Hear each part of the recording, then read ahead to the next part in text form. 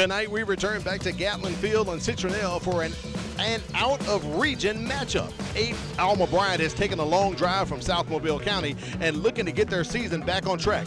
Now the Citronelle folks always serve as a nice host, but tonight those Wildcats are hungry for a win themselves. Stick around and let's see how this one unfolds. Good evening and welcome to the MCPSS High School Football pregame show, brought to you by Bishop State. I'm Al Whedon, he is Corey LeBounty, and Corey, we are atop Gatlin Field here in Citronelle, Alabama for an out-of-region matchup. Yeah, it's always fun when you go to these out-of-region contests, but you could not ask for better football weather up here, Al. You know, in a situation when you go out of region, you have to stay focused and make sure that you stay injury-free and that you execute no matter who the opponent is, and both of these coaches are looking to improve as they'll jump back into region play next week. That sure will. We have Alma Bryant coming in tonight off of a bye, Corey. They won 2, they lost 2, and then they took a bye, so they had a chance to recoup. And we were here 2 weeks ago as Blunt picked up their first win of the season, and last week Citronelle loses to McGill. So both of these teams trying to right the ship if they can tonight. Yeah, I think that's very important for both these programs. Only one team is going to come away happy after tonight's contest. And if you're a Wildcat fan, you know the biggest improvement is supposed to be from week 0 to week 1. Coach Barnett did not see that, and it's a situation to where during his operational week this week, he wanted his team to get better at the fundamentals, and we'll talk about that as we go on into this broadcast. But if you're going back to Coach Sessions, you had an opportunity to again go back and reevaluate how you wanted to do some things. So we'll see changes by both of these head coaches, both offensively and defensively. Wow, it looks like Coach Sessions are calling you right there, Corey. No Speaking of Coach question Sessions, let's take a look at your checklist. Bryant comes in as a visiting team tonight, so what are they bringing to the ball game? Well, when you talk about Bryant, they must play through young mistakes, and that's going to be very important for this team, because when we talked to Coach Sessions, he said they only have close to 12 to 13 seniors. Right. So that means their junior, sophomore, and freshman class are very heavy loaded. They have to get off to a strong start. In the past couple of weeks, their losses have led to them looking at the scoreboard first and dropping their heads a little bit. So getting off to that strong start is very important. Staying on schedule. What do I mean by that, Al? Down and distance-wise, you don't want to put your quarterback and running back and wide receivers in a situation due to penalties or not gaining great yardage on first down that you're putting yourself not on schedule down and distance-wise. You look at the flip side of things, Citronelle stopped the Category 5 run game. And that's a little bit of play on words with this Hurricane team that comes in here, but they must stop the run game tonight. Premium protection. Citronelle over the last few weeks has struggled to protect their quarterback. Yes, sir. So that's something that when you see 6 or 7 in the box, you're going to have to make sure you pick that up. And Coach Barnett has made changes to his offensive line tonight to make sure that. And tackle, tackle, tackle. That's the name of the game. You must make sure that you wrap up these Hurricanes tonight. All right, speaking of wrapping up, Corey, weather is great. You talked about it earlier. Let's take it down to the field and check in with Kimberly Dunn. She has the BSN forecast for us. What's going on, Kimberly? Hey guys, you have it right. It is a great night for Friday night football. It is feeling amazing on the field tonight. We're feeling temperatures at 69 degrees at 7 o'clock, and then it just gets even cooler from there, going all the way to 63 degrees at 9 o'clock. And that humidity is starting out at 59%, and it goes up to 71% at 9 o'clock. But humidity is no stranger to us here in Mobile, so we're not too concerned about that. It's a great night for football, and we're not expecting any rain, so we're just going to see these two teams perform tonight. Hey, Kimberly, let me ask you this. Last week we were out at MGM at E.S. Grider Memorial Stadium, and the field was absolutely horrible. How are the field conditions up here at Gatlin Field tonight? So much better. If there was a night that you could choose to play football, tonight would be that night. This field looks amazing. They've done a wonderful job keeping it nice, clean, and cut. It looks very fresh. These guys aren't going to have any trouble with that grasshopper that Corey talked about last week. Yeah, you're right about that. And I think she came up with the nickname later on. Of course, speaking of the field, how about the impact players tonight? Brian is visiting. Who's going to have an impact on this great turf we have? Well, you always normally start with your quarterback, and that's exactly where we're going to go with this Bryant Hurricane team. You need to look out for Christian Mose, the junior quarterback who'll be calling the signals tonight for this Bryant Hurricanes team. And also, you look at linebacker Kurt Carden. He's a junior. Number 4 will be calling his name also. For the Citronelle Wildcats, you talk about your impact players. Josh Pugh. He's a junior running back. He runs with a lot of power in between the tackles. They want to get a good push for him up front tonight. Right. And linebacker Lathan Farmer, the senior linebacker, leads this team in tackles. Always are calling his name throughout the broadcast. Always seems to find the football. Well, hopefully we'll be calling those fellas' names tonight as they make an impact on this ball game. Of course, speaking of the impact, we were here 2 weeks ago. We talked about it. Blount got their first win of the season over Citronelle. But right now, Citronelle, they've got to right the ship quickly, Corey. Coming up, they've got Gulf Shores, they've got Baldwin County, Spanish Fort, and Saraland. So Coach Barnett looking to get some momentum tonight on the second half of the season. And one thing about it, you know, Coach Barnett and his assistant coaches do a phenomenal job in practice teaching the fundamentals, and now the players just have to go ahead and take the answers to the test that they've been given and apply them to the football field. So that's going to be very important to do tonight. Now, as far as Bryant, Corey, they've made a long drive all the way from the south of the county here to the north of the county. And think back a couple of weeks ago, week 3, they suffered their worst defeat ever, losing to Theodore 71-0. So Coach Sessions and his crew, if there was ever a team who needed a bye, they needed it last week. Absolutely, and what you're talking about is almost 2 mirror images offensively from a points per game standpoint. Right. Citronelle comes in averaging, if you want to round it up, right at 12 points per game.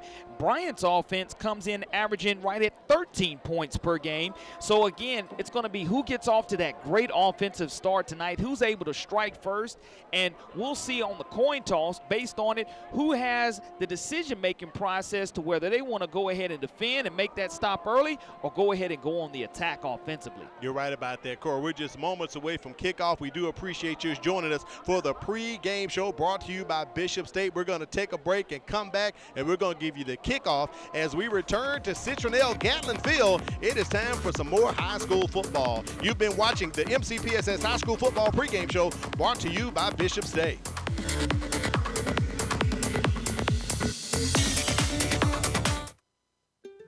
Our children with special needs deserve a place to play. That is why we are coming together to build the Miracle League of West Mobile Schmidt Family Park. It will include a special needs ball field and playground, regulation baseball and softball fields, and more.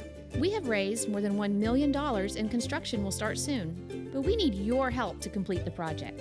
Visit mcpss.com/Miracle League to donate and to learn more.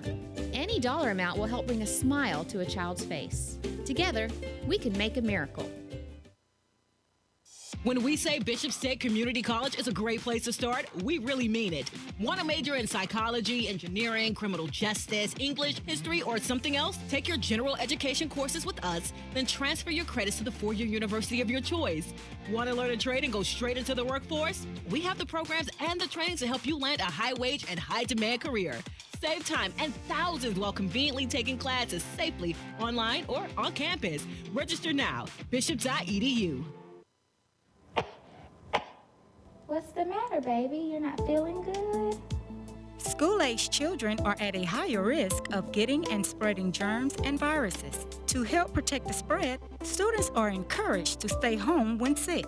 Parents, it's important for your child to remain at home at least 24 hours after they no longer have a fever of 100 degrees or higher without the use of medications. Please help us maintain a healthy learning environment.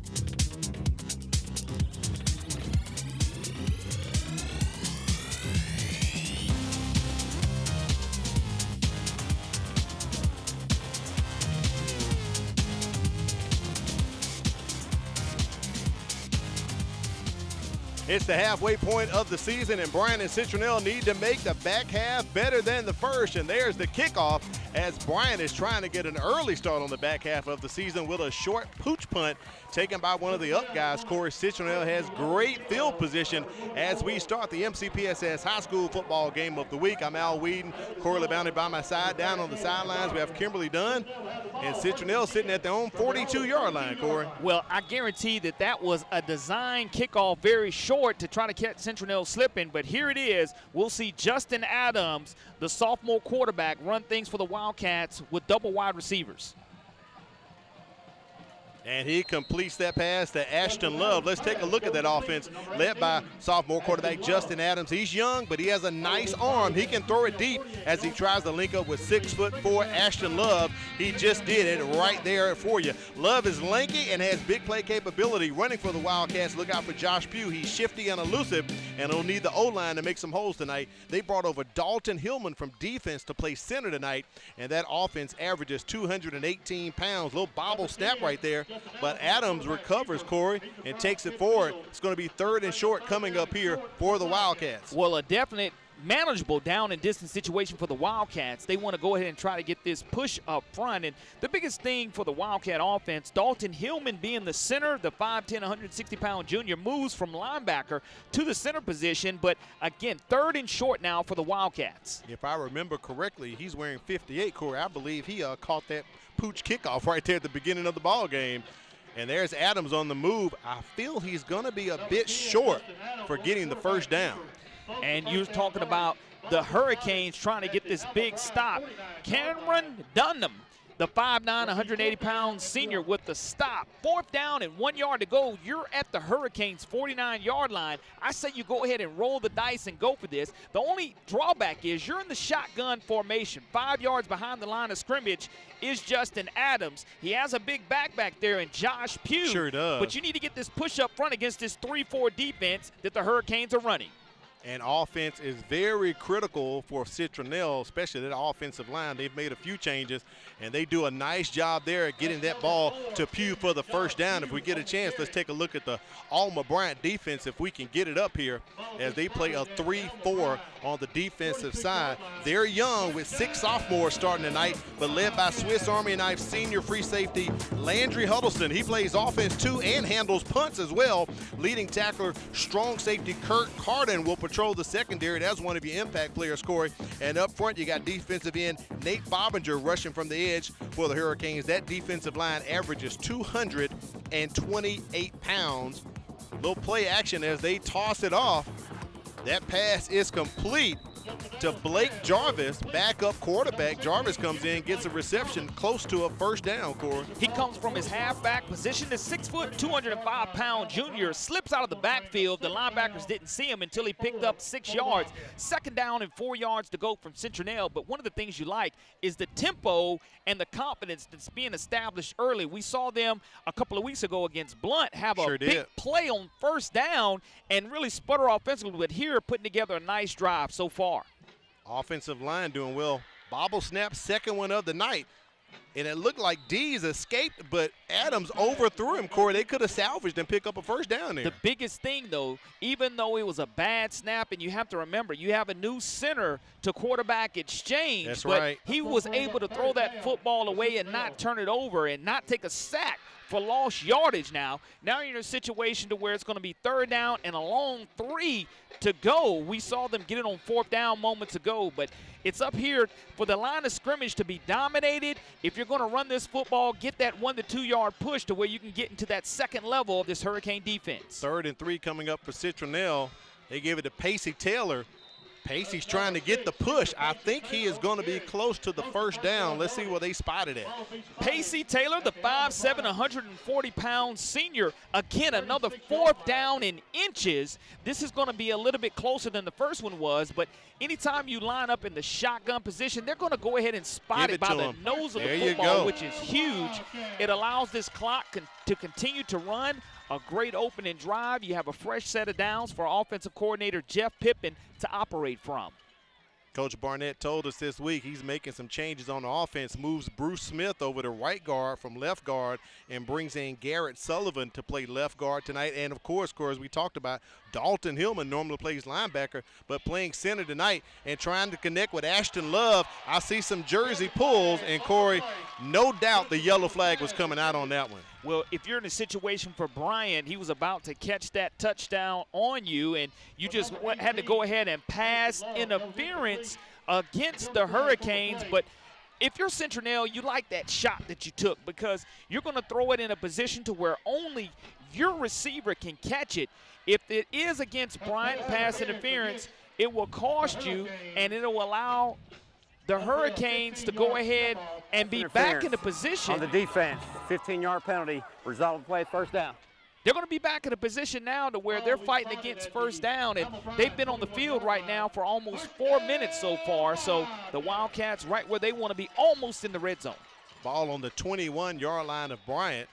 Great drive right here as Citronelle has come out and pretty much taken control, burning 4 minutes off the clock as we sit at 8:03.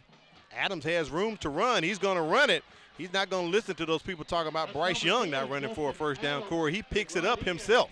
I absolutely love the ability of the quarterback to survey the defense, take what the defense gives you. If you're able to roll out of that pocket, again, pick up another fresh set of downs, first down, and almost go right outside of the 11-yard line so they can still pick up a first down before and get in another set of downs, but they're in the red zone area. Josh Pugh in the backfield with Adams. They're going to hand off to Pugh. Boy, he goes through the B gap right up the middle, picks up a couple, maybe 3 or 4. It'll be second and short here coming up for the Wildcats. We talked about Pugh, the 5'11", 179-pound junior, being a true impact player for this Wildcat team in regards to just the line getting the push and him doing the rest. But now you're at second down and 5 yards to go with the ball resting right at the 7-yard line.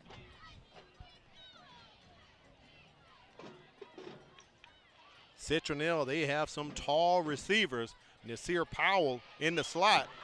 Adams just going to keep it, punches it in for 5 yards, and that is a touchdown as Citronelle gets on the board first at the 7:05 mark. A 7-yard touchdown run officially where the yard marker was, and you have to love when that foghorn goes off here atop the press box. If you're a Wildcat fan, if you look at him, he goes ahead with the RPO, sees that the defense is not where they want to be, and he has more green grass in front of him. He stretches the football out, and he gets a huge touchdown for the Citronelle Wildcats.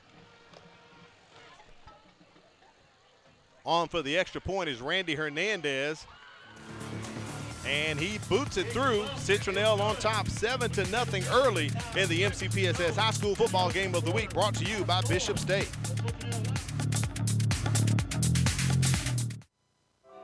Part of the experience of going to the Mobile Museum of Art is that it's there for everyone. Art is there to inspire, to give you other perspectives, and to make you think outside of yourself. The museum offers a critical service to the culture of the community. It's providing the opportunity to have eyes open.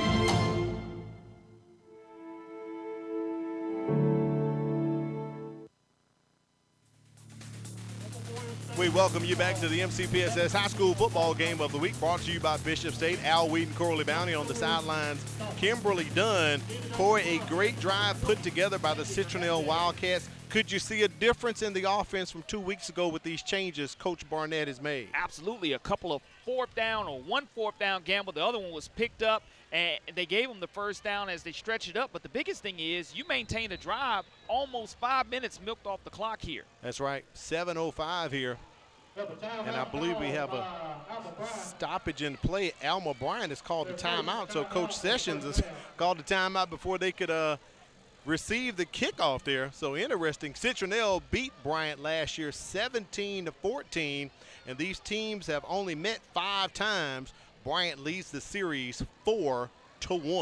Yeah, and that's the situation to where the one win last year was huge in the historic program that you have for Citronelle and Bryant. But if you're in this situation now for the Hurricanes, you're down 7-0.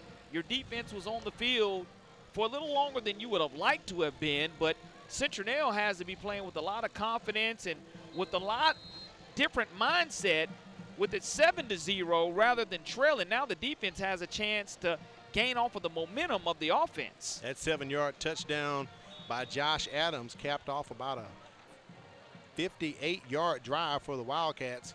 Hernandez puts his foot into it. And taking that ball, D.D. Lambert for Bryant coming up the far sideline. Great field position up to the 45. The Bryant offense, Hurricanes are led on the field by junior quarterback Christian Mose. Mose is managing well for Bryant, and he'll be handing off that ball to sophomore tailback Isaiah Dixon, who leads the team in rushing. Out wide, look for Mose to connect with receiver D.D. Lambert. He just took the kickoff right there. He's a good player. He does returns as well. Up front, the offensive line averages 267 pounds. And, Corey, they only have 3 seniors on the offensive line, actually on the offense for Bryant.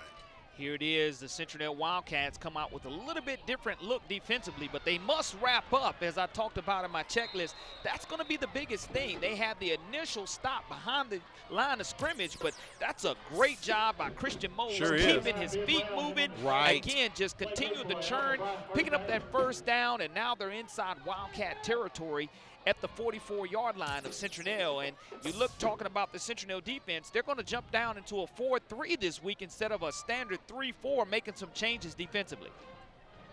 Mose takes the takes the snap and passes it out wide and connects with Nate Orr. And Orr was up the sidelines trying to get away, but pushed out of bounds inside of the red zone. But we do have a flag, Corey, right at the 49-yard line, right next to the big paw on the field there. That's one of those positive yardage situations that's going to be negated, probably due to a holding. But Nathan Orr shows the burners, the 6'2", 170-pound sophomore on the reception. Holding on the offense. 10-yard penalty from the spot. First down. So spot foul, it'll be a first down, but they're going to push them back. Jim Henderson, our white hat tonight on the call, so that's going to put Bryant back to their own 44-yard line.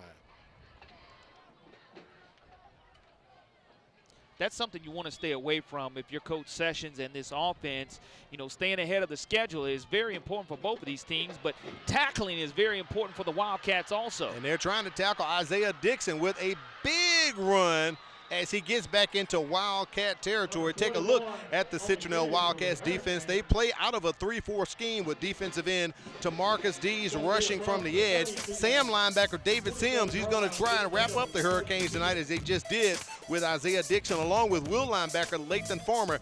Look for us to call Farmer's name a few times tonight. The line is small, Corey, only averaging about 206 pounds up front on defense. Another flag comes out. Sure on does. That tough run by Isaiah Dixon. On the previous play, the 5'8", 150-pound sophomore shows you how quick he can be, gaining some 20-plus yards on that last run. But you're talking about Austin Karcher, the offensive coordinator for Alma Bryant, coming in his first year with Coach Mark Sessions. So we have another holding penalty. There's our referees tonight, not Jim Henderson, John Henderson, Joe Whitney, Anthony Wilson, Willie Gaston, and Bill Goff. They'll be handling the officiating duties tonight. So we've seen Mr. Henderson twice on this drive already with 2 holding calls. Mose is going to play action fake that one, do the RPO as he's trying to go up the middle, close back to the original line of scrimmage. But the ball is out. Yes, sir. And Citronelle is saying that they have it. Let's see what the officials say, but the ball did come out. And again, they don't have the benefit of replay, but as he was going down, looked like he caught that pigskin up. And it is Wildcats ball. Wildcats first turnover of the ball game tonight. Jeremiah Lane comes up and makes the huge stop. As we're looking at the instant replay, the 5'7" defensive back rips it away.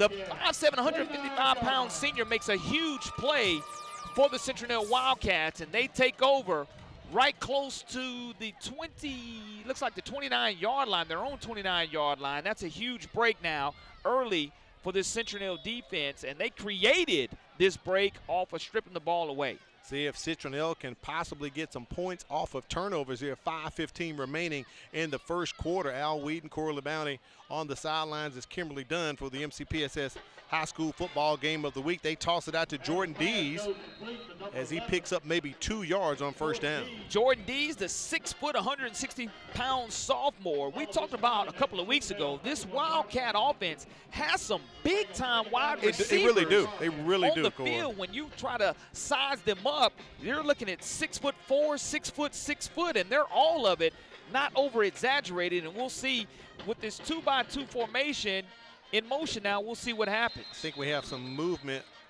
maybe a pre-snap penalty that may be false start. Let's see what the call will be.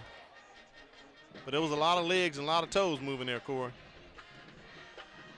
Well, again, Citronelle has made wholesale changes on the defensive and offensive lines. That's right. And we'll see if it'll pay dividends. Now the officials discussing it. Right now we're at 2nd down and 8 yards to go. Let's see if they're going to pick it up here, Corey. There's a lot of discussion going on. False start. So my intuition was right. It'll push Citronelle back 5 yards. So it'll be about 2nd and, say, 13 coming up here for the Wildcats. If you're Citronelle, what you want to do is, again, make sure that you're protecting your quarterback at long down and distance situation. If you decide to dial up a pass play right here to one of your wide receivers, you want to make sure you give your quarterback time to throw it. Dees goes into motion. They're going to hand off to Pacey Taylor. Look at him weaving his way. Gets up to about the 35-yard line. So decent carry by Taylor right there.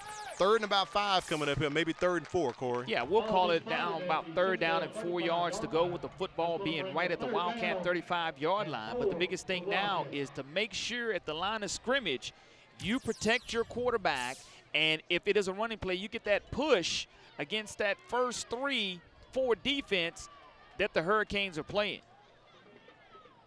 2-by-2 formation. They go to Ashton Love, and that pass is complete.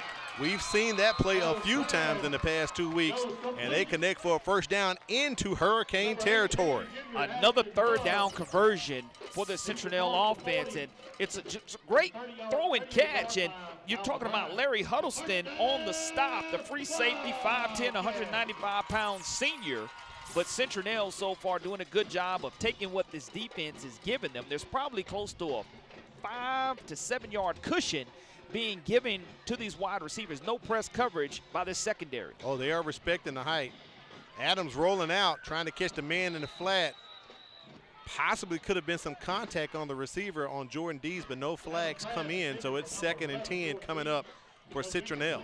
I love the fact that Citronelle is rolling the pocket on offense, giving your quarterback, Justin Adams, an opportunity to run away from the defense, to survey it, to see whether he wants to tuck it and run for additional yardage. Yeah. So we see that difference from a couple of weeks ago, a new game plan, a new defense that you're playing, but give your quarterback an opportunity to gain confidence himself in gameplay. 2nd and 10 for the Wildcats. They're going to hand off to Josh Pugh. He'll plow forward for about 2 yards, so 3rd and long coming up here for Citronelle. Well, so far for this Citronelle offense, there is not a senior starter on this offensive line. You're talking about your left tackle, a sophomore. Your left guard is a junior. Your center is a junior. Your right guard is a freshman, and your right tackle is also a junior. So here on 3rd down and 8 yards to go, you want to make sure you don't force anything if you're Justin Adams. Don't turn over the football. Just give your team an opportunity to flip the field if need be. Ashton Love in the slot. Adams rolling to his left. Connects with Dees. He'll be short of the 1st down marker. I expect Citronelle to go for this one, Corey. And they've already rolled the dice a couple of times. You're talking about Dimitri Harriet on the stop, the 5'9", 195-pound sophomore with the stop for the Hurricanes. And it's going to bring up about 4th down, and we'll call it 5 yards to go. 5 yards to go. And again, they've already picked up 1 4th down conversion tonight, and they would love to pick up this 2nd one.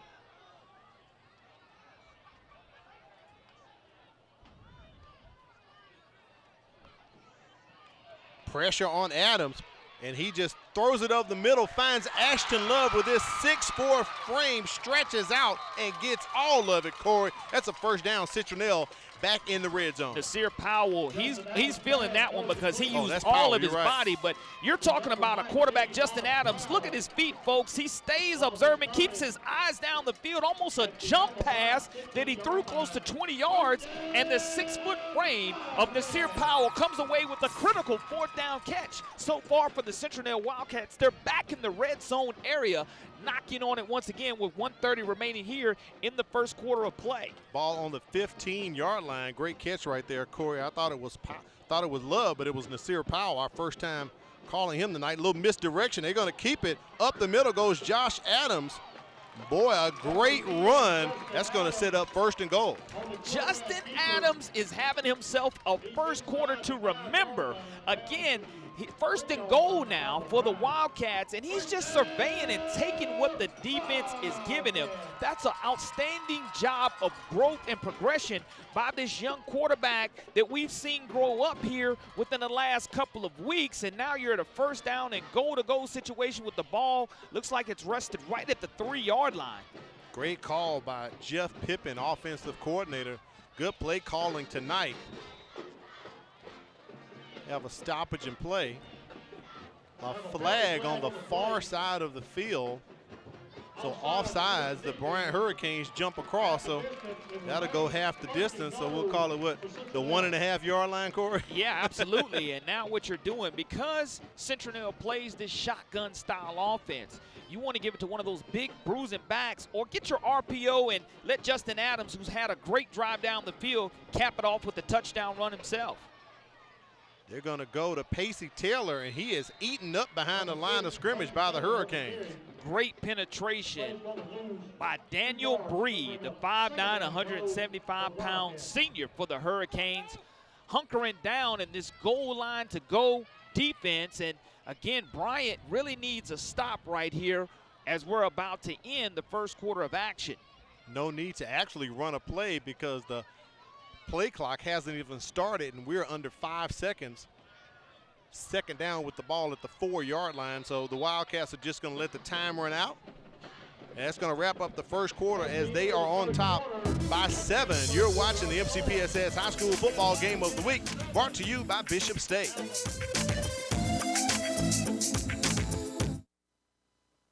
Welcome to Citronelle Center for Advanced Technology, where we integrate academic learning with real-world experiences as we prepare students to be college and career ready.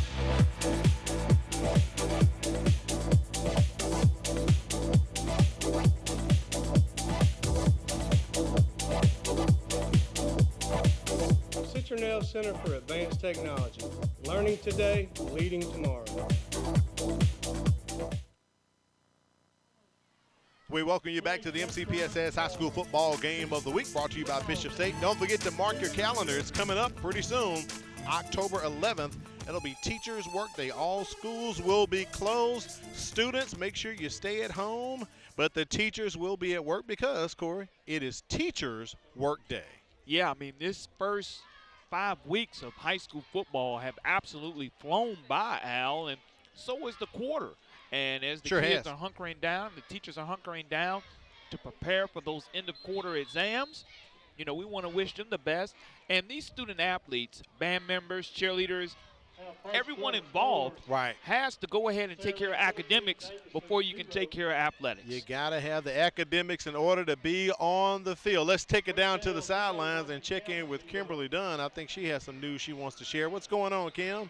Hey guys, something that I've really been noticing about these two teams down here on the field is they are both making great offensive progress. It's their defense that they're really having to work on. And both of these coaches said that that is something, because they have young teams, one of their one part of them is stronger and the other part is weaker because they're so young. So they're really having to focus on building up both offense and defense, because the offense can make all the progress, but if you don't stop the other team with your defense, then it's not going to help you out. You're right, Kimberly, as Landry Huddleston stops Justin Adams right there, Corey. She talked it up, but a flag came in after that play. Maybe a horse collar on the tackle, as you're talking about a play. Larry Huddleston was able, you see the quarterback trying to adjust his jersey, so we'll see if it was a horse collar. It was a quarterback run. Justin Adams tries to get around that right end, and I don't know, it's a clean tackle to me. In that situation, Landry Huddleston with a very clean tackle, it looked like to me, but let's see what the officials come away with.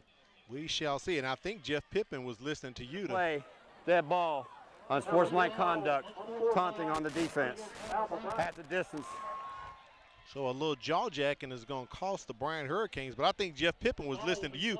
Get the ball to Adams and let him run it into the end zone, Corey. Well, here's the situation, Al.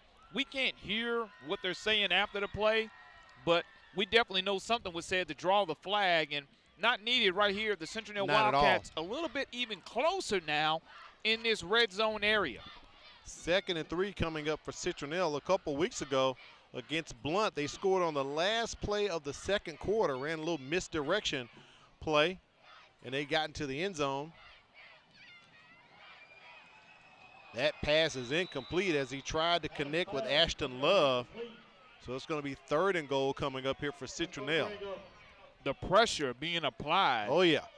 At the goal line absolutely rocked Pacey Taylor in that situation. And you just have to put yourself with 4th down and goal to go. So you're up 7-0. Yeah, correction, 4th down. Now, I saw the down marker had 2 on it, Corey, so that was actually 3rd down. Interesting. They had a taunting penalty, unsportsmanlike. I thought we replayed 2nd down, but apparently not. So Hernandez on the board for the kick, and is it good? It is no good. So Hernandez 24-yard field goal attempt is no good. We'll take a break and come back and bring you. I think we'll keep it right here, Corey. Sorry about that. So Bryant is going to get the ball right there, I believe, at the 14-yard line. They'll march it off here and place the ball right at the 20-yard line off of the missed one. Let's see here for Well, they're going to spot it at the 9. No, yeah, should be at the 20. There we go. They're going to mark it off to the 20. There we go. So Bryant will be 1st and 10 at the 20. So Citronelle not able to capitalize off the turnover, Corey, and get points as they pretty much controlled time of possession in the 1st quarter. Absolutely, but if you're defensive coordinator for the Hurricanes, Carl Jackson, you're thrilled that your defense was able to find a way to get that goal line and red zone stop. Now it's up to the offense to keep the defense off of the field, and going to be up to execution as both of these teams go into the shotgun set and have 2 wide receivers to each side. Yeah, Coach Sessions told us they run multiple here at Bryant. That pass incomplete, cannot get it out to Matt LaForce. So it's 2nd down and 10 for the Hurricanes. Have to go ahead and look that football all the way in. LaForce, the 5'11", 160-pound junior, was not able to do so. Had he been able to catch the football, he would have got at least 6 yards on the play for the Hurricanes, but no press coverage by this Wildcat defense either. They're giving probably about a 3-yard buffer on these wide receivers. Hand off to Dixon, that fumble again, and I believe Citronelle's on top of it. And boy, the Wildcats, 2 of them right there, Corey. David Sims, we talked about him in the starting lineup. Sims coming up from his Sam backer position, jumps right on it. Wow, 2nd turnover tonight. It was a clean exchange, but David Sims now moves from his linebacker position to defensive end. The 6'1", 230-pound senior was able to pounce on that football, and you're looking at the first quarter statistics. Citronelle with 51 rushing yards, 63 passing yards, very balanced for 114 total. Now that turnover added right there has 2 turnovers already now for the Hurricanes. And right now, if you're Citronelle, you're right in the red zone area once again, want to take care of this football. Sitting at the 19-yard line, pistol formation, Pacey Taylor back there. Low snap, that's our 3rd one tonight. We know they have a new center, and that could be another turnover, and that is going back to Bryant, back-to-back turnover. Just talked about value in the football. You only had a situation where you just got a turnover. You didn't want to give it right back, especially in the red zone area. And because of that pitch, that's one that Justin Adams should have went ahead and never tried to go ahead and toss backwards. Just fall on it. Just go ahead and take your losses. Yep. Something he was able to do in the 1st quarter very well, but kind of forced that play once it was busted. But the Hurricanes are able to come away now. They'll have an opportunity to learn ball security. And when you're Isaiah Dixon in the backfield, you just want to squeeze that football a lot tighter. Corey, I never had to change my flip chart. It's still sitting on Bryant's offense. They get the ball at the 26-yard line, and Mose just hauls off and shows the arm, but he cannot connect with D.D. Lambert. Well, the closest defender was Rivers Johnson from his cornerback position, the 5'7", 150-pound sophomore, was going to try to come away with the interception. But I like this arm strength of Christian Mose. He stepped right into it. Very clean pocket. Look at the pretty spiral. Great camera work showing that pigskin just rotating perfectly. And, again, it's a situation where you want your wide receivers to go get it. Mose steps back. Looks like they're trying to set up a draw to Isaiah Dixon. He overthrows Dixon, but he had some heat on him, Corey. It was 4 Wildcats in his face. Nice screenplay design. Now you just have to find a way to go ahead and catch that football. It was a jump pass to where the quarterback was pressured by this Wildcat defense. 3rd down and 10 yards to go now for the Hurricanes, and they're still running this 2 wide receivers to either side. You want to go ahead and put yourself in a passing situation here as well. Mose rolls out, overthrows the receivers, Chevy Davis. And that is going to be 4th down coming up, Corey. Chevy Davis, 6'2", 170-pound senior. But if you're Mose, you see his mobility. Just had a little bit too much mustard on that pass. Now 4th down and 10. Citronelle just needs to make sure that they don't turn this football over again. And if you're Bryant, you want to make sure your special teams don't let you down and give you a big one, losing great field position right here. Shot right there of Landry Huddleston, the punter for Bryant. He's their Swiss Army knife. He does just about everything, and he pops that one straight up and straight back down, and it's got backspin on it. Citronelle going to have great field position. The ball was at the 26. They're going to spot this one at the 40, Corey. So that's a net 14-yard punt for Bryant. Great field position for Citronelle. They have been pretty much in Bryant's territory the entire ball game. Well, it's only 7-0 here because the Wildcats were not able to capitalize in the red zone area off of a missed field goal and then of a turnover. But now you're right at the Hurricanes' 40-yard line. You need to do what you were able to do in that first offensive series. You go 3 wide receivers to the left, 1 to the right. Make the right reads here if you're the young quarterback. They're setting up that screen for Pacey Taylor. They can't get it to him. Busted play, but wide open back there. That looks like Jordan Dees, and he hauls it in.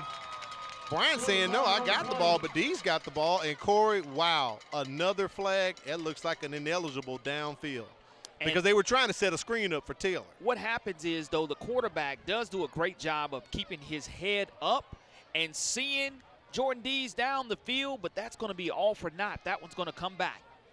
And that's 1 man downfield on the offense. Very unfortunate.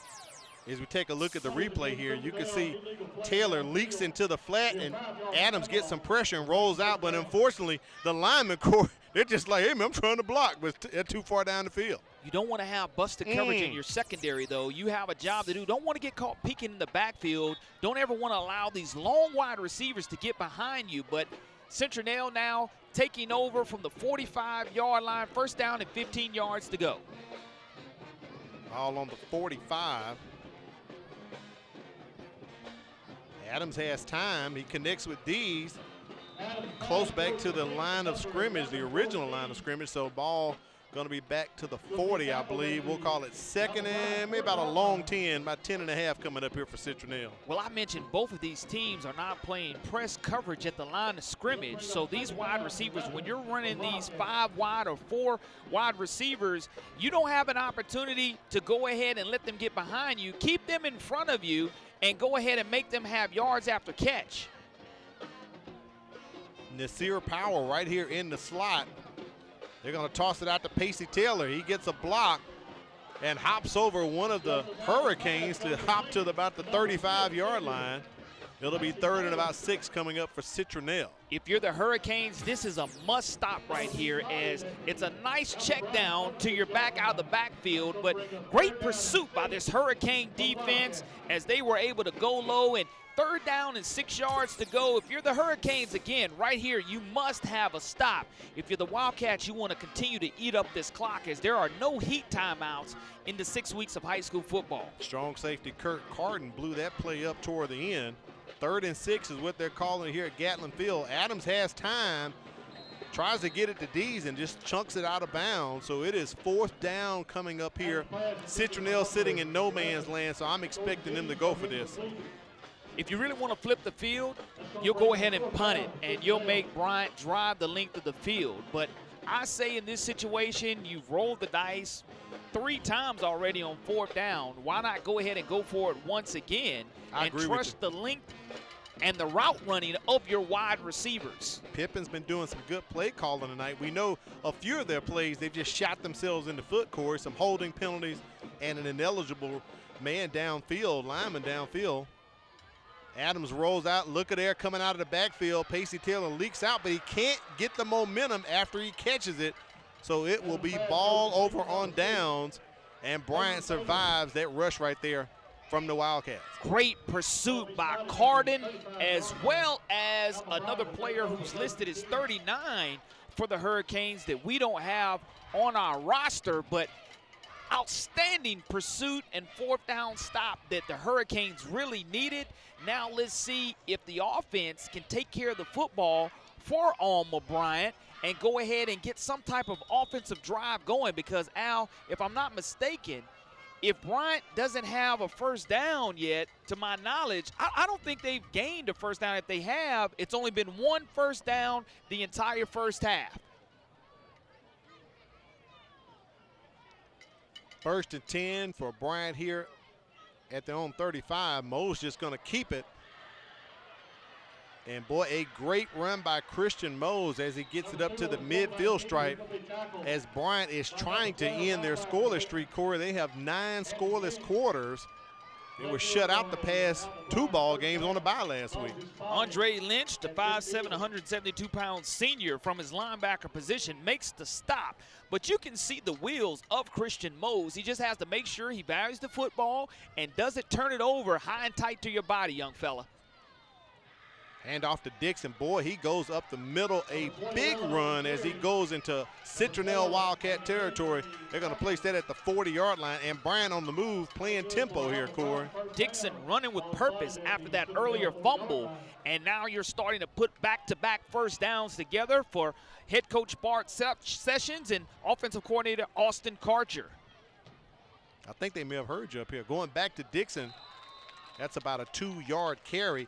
Bryant, last time they were shut out in back-to-back games was in 2006 against Murphy and Davidson. They finished that season 3-7. So Coach Sessions is trying to get a win tonight, as we talked about. Both of these teams really need a win. Citronelle on a 3-game losing streak. You know, what's imperative, though, is that Bryant goes ahead and makes sure that they stay on schedule right here at 2nd down and 8. You're on schedule because you got positive yardage on 1st down. They're going to keep running it, feeding it to Dixon. He's the team's leading rusher as he slides in at about the 26-yard line. Great drive right here by Coach Sessions and his offense coordinator, Austin Karcher, making calls here, Corey. And they're running north and south right up the middle. Quick tempo. They're getting the call from the sidelines very quickly. Has Citronelle on their heels. I wouldn't be surprised if you see a timeout being called here quickly by Citronelle. Back to Dixon. He's got the hot hand and the hot feet.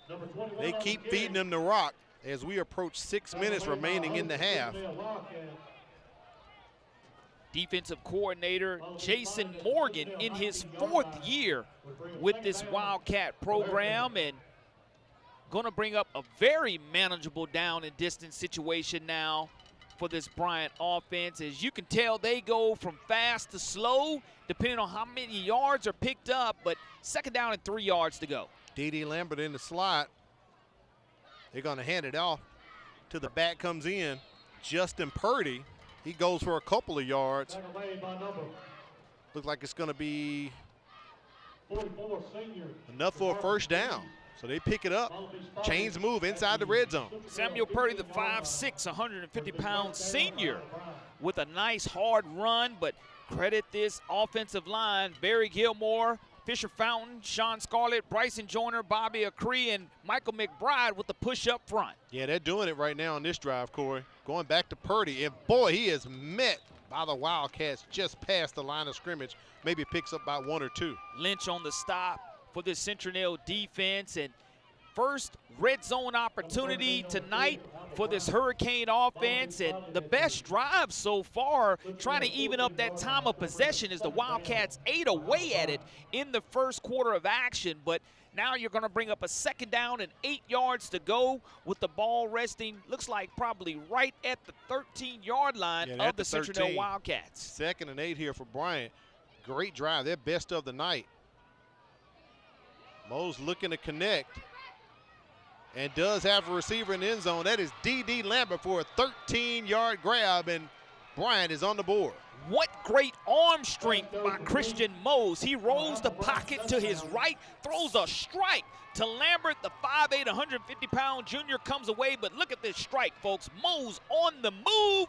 He gets 6 points to his wide receiver, Lambert, and that's exactly what Bryant needs. Now look at this formation, folks, here on special teams. Gotta love it, Corey. I absolutely love it. I saw this on Twitter earlier this week, one of the weirdest formations that you have. Swinging gate maybe, but it's hard to defend, and you just have to make sure you stay solid if you're Citronelle from a special team standpoint. I think they were just tempting him. Huddleston on, but they're going to run out of time. That's the delay of game. I think they got a little too cute, Corey. But I love it. Gives your opponent something to look for on film to where you don't know what's coming, whether it's going to actually be the kick or whether it's going to be the 2-point try. But nonetheless, it backs the Hurricanes up a little bit. But we have a great game tonight so far here as Bryant is able to finally grace the scoreboard with 6 points and avoid being shut out like you mentioned. Extra point is up, and that is good. So we are notched 7 apiece here at Gatlin Field. You're watching the MCPSS High School Football Game of the Week, brought to you by Bishop State.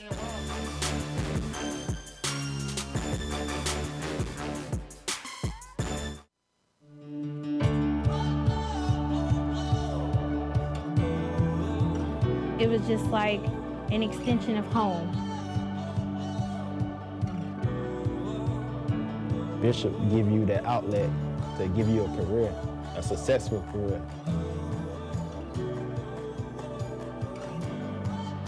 We're doing some great things at Bishop State. Keep an eye on us.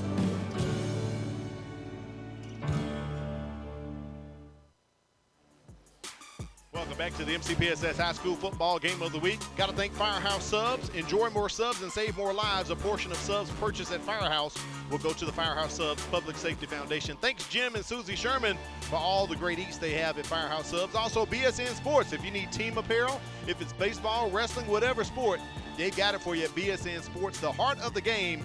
Visit them online at bsnsports.com. 8 plays, 65-yard drive. 4 first downs picked up on that particular touchdown scoring drive. 4:55 remaining, and that was huge for the Hurricanes. It was. Getting 7 on the board. They needed that bad. Also, the first pass completion of tonight's contest by the Hurricanes, but you saw the versatility of this young quarterback, Christian Mose, on that touchdown play. He's more comfortable rolling out of the pocket as well as Justin Adams. I mentioned mirror images offensively of these two. I think that there'll be a lot more success by both of these quarterbacks if they continue to roll them out of the pocket. Citronelle at their own 25-yard line. Adams just going to do the keeper. Picks up maybe 3 yards on the play. They'll bring up about 2nd and 6 here. It looks like they're going to credit him about 4 yards, Corey, so maybe his forward progress got him close to the 29. I thought he was shorter than that myself. Daniel Breed, 5'9", 175-pound senior, having an opportunity to say, hey, it's man-on-man right here in this outside of this hole. I'm going to stand you up. You're going to try to run over me. Let's see whose weight room program works better. So it's 2nd and 6 here for Citronelle, ball at the 29. 4:15 remaining in the half as they hand it off to the back, Josh Pugh, and Pugh's going to pick up the first down. So now, again, I mentioned where these defenses have struggled. You know, you're talking about Bryant giving up 33 points a game and Citronelle's defense giving up 31 points a game. Well, both of these defenses are going to have to rise to the occasion as the offenses have put 7 points apiece for both of these teams on this scoreboard, but now the trenches are where it's going to be won tonight as we're at 7 apiece. First and 10 from the 37 as they dump that one out to the up guy there, Gabe Teal, as he sneaks through. Oh, I'm sorry, that was Jarvis. Thought it was Teal, 16, not 15. So that's about a 2-yard pickup there, Corey. 2nd and 8 coming up here for Citronelle. And that's very important, again, to pick up positive yardage. But when you start to get pressure with the 3 up front, that's trouble for this Wildcat offensive line. So you have 2 wide receivers to the right, 1 to the top of your screen, and it's going to be up to this young quarterback again to dissect this defense. Line to gain is the 47. And he's not going to make it on that attempt right there as the Hurricanes all over our man Josh Pugh. It's going to be 3rd and about 5 coming up here, maybe 4 for Citronelle. 3rd down, we've seen a lot of that tonight from this Citronelle Wildcat offense. But right here on the 43-yard line, their own 43-yard line, you want to make sure that you do not turn this football over, because you're able to flip the field, punting the football, but they've had success from a 3rd down conversion rate so far. Halftime, we'll take a listen to the Wildcats band. Also, the Hurricanes, they brought their band down from South Mobile County. That's a long trip to come up here from the south to the north, Corey. So, and a good amount of fans came up from the Irvington area. That pass complete out to our man Nasir Powell, and he turns on the Jets and gets into Wildcat territory. I don't see any flags. I'm scanning the field myself, Corey. No flags on the play. That has been negated by these big pass plays by the Wildcats with flags, but Powell, 6 foot, 150-pound sophomore, finds that opening. Another 3rd down conversion. It keeps the clock running here with 2:12 remaining in the 2nd quarter. 1st down and 10 yards to go as the Wildcats get a new play calling in from offensive coordinator Jeff Pippin. Ball at the 27, 2:12 remaining here in the half. Big series right here for Citronelle.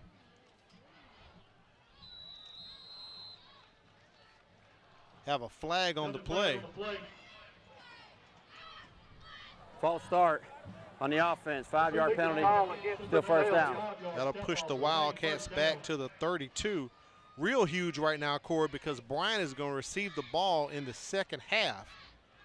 So Citronelle, they want to get some points because they just gave up 6 to Bryant on the previous series. So you want to get something going into the locker room right now. Trust your wide receivers, a nice cushion being given, but don't throw the interception.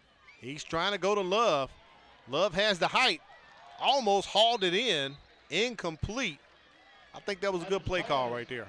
But I love the defense. Yes. By Ahmad Alameen, the 5'11", 160-pound senior, said not tonight on this island that he was put on. He gave up some inches, but did a good job of stripping the ball away at the last moment.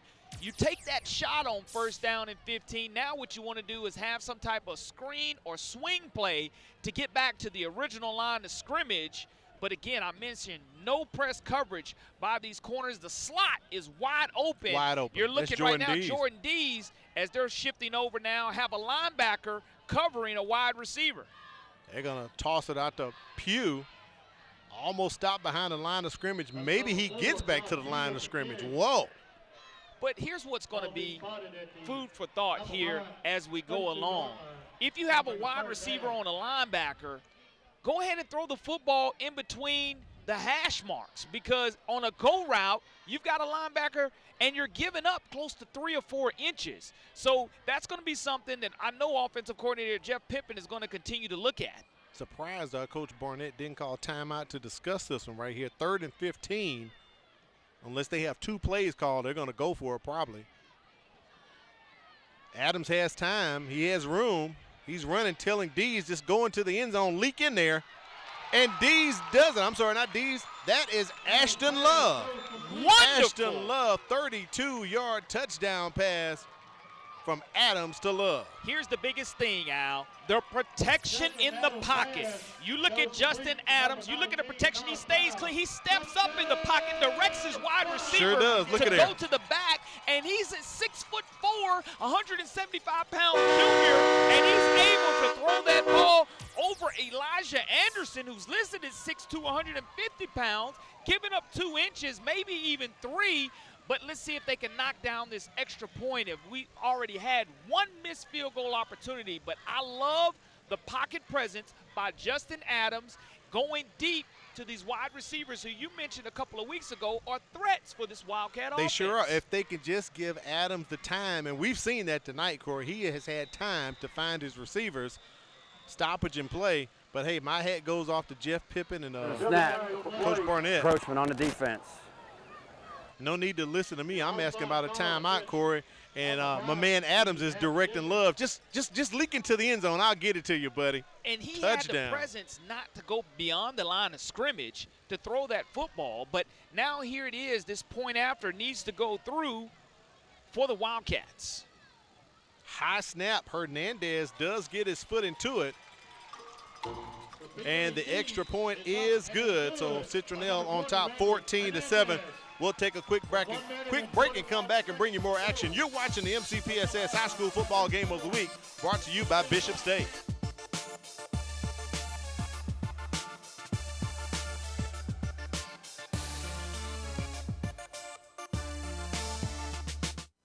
If you were an 8th grader looking into Alma Bryant, this is something that I'd definitely check out if you wanted to come here as a high school, because our coastal studies is a pathway that's unique to us, and they have multiple opportunities that are just fun to get out and learn about the environment, fun to know how we affect our community and how we can work to better it.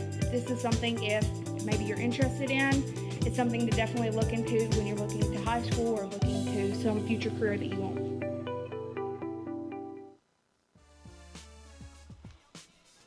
We are live at Gatlin Field for the MCPSS High School Football Game of the Week. Citronelle on top 14-7. Al Whedon, Corey LeBounty on the sidelines is Kimberly Dunn. And Corey, we're having a good one so far tonight as both teams have gotten on the board, but Citronelle with the home field advantage. They're taking advantage of it tonight. 8-play, 75-yard drive that led, nice touchdown pass there, as special teams play is going to be critical here for the Wildcats. D.D. Lambert just scoops that one up off the ground. They're trying to wrestle him down, the Wildcats, and they probably get him about the 37-38. A late flag comes in at the scrum there from white hat John Henderson. Gabrielle Till, the 5'11", 145-pound freshman on the stop for the Wildcats. They'll talk about the penalty flag, and if you're Citronelle, you don't want them, that is the Hurricanes, to gain any additional free yardage on special teams. We have a personal foul on the defense. 15-yard penalty.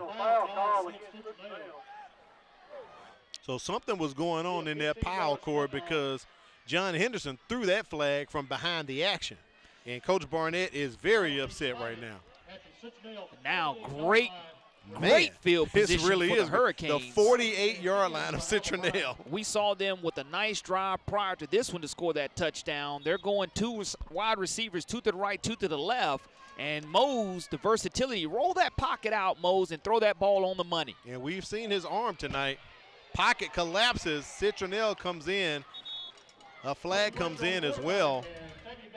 Possibly a hole, but it collapses around Mose as he goes down. Number 44, senior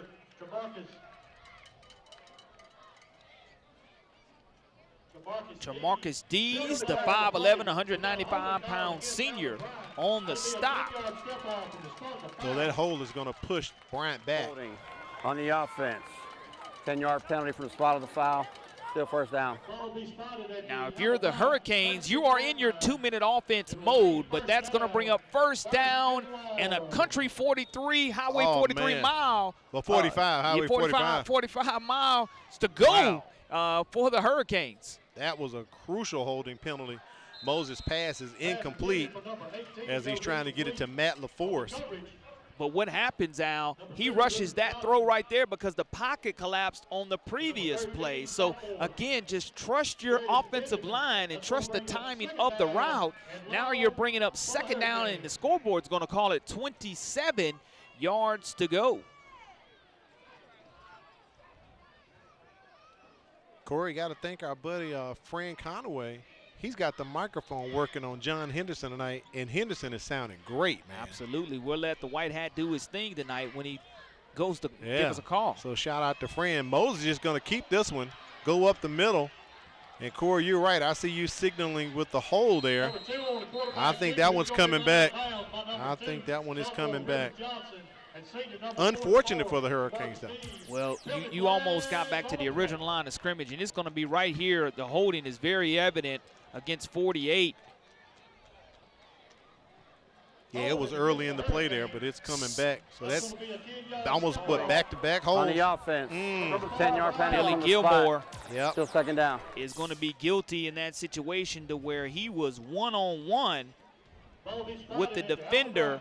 He was engaged with Zachary Morgan, and Morgan did a good job of holding on and trying to free it. But now I really said, you know, this is second down and to go to Mobile to get a first down. This is a quarter of the field plus more, almost half.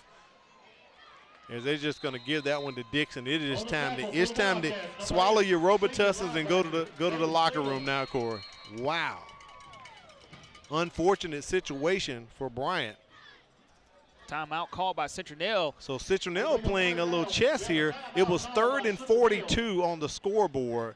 And Coach Barnett is saying, hey, I'm going to call timeout. It's 3rd and 38 right now. If I can stop them and make them punt, I may be able to, get this ball and do something. That's very smart football. I mean, again, he's playing chess, not checkers from a strategy standpoint, because if I'm not mistaken, that is, like you said, his first call timeout. This is first timeout. So now you go ahead and you get a quick stop right here. You'll have an opportunity. We saw them score right before the end of the quarter against Blunt in a goal-to-go situation, so they still have a great 2-minute offense and less than 2 minutes here at 25-second offense. Adult Education Department wins the Golden Apple Award at Bishop State. Congratulations to them, because this is the first time an education department from a community college has won WKRG's Golden Apple Award. So we want to congratulate them. They selected the program, and they want to let them know that Adult Education Department serves those seeking to earn their GED, but also offers programs and services to help students secure better jobs and obtain higher levels of education and training. If you're interested, be sure to check out their page on Bishop State's website at bishop.edu. So that's the first, Corey. I've never heard of a community college winning the WKRG's Golden Apple Award. So big ups to Bishop State there. Isaiah Dixon running that ball. Let's see if Coach Barnett is going to burn another timeout, and he does with 18.4 seconds left in the half. Now what you have the opportunity to do is decide whether you want to bring the house or set up the return.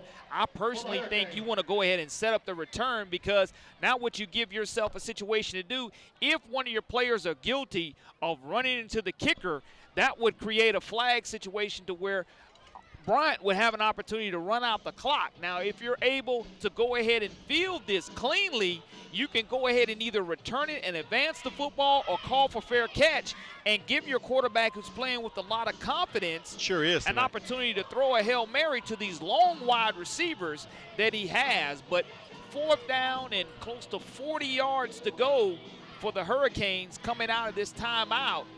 It really takes away from an offensive total standpoint of the nice drive that they did put together that was close to over 50 yards and elapsed over 8 plays. It took a lot of time off the clock here in the second quarter, but unfortunately had great field position here coming off of the kickoff at the 48-yard line of Bryant. And Corey, they are now sitting at their own 22, getting ready to punt as Rivers Johnson sets up at the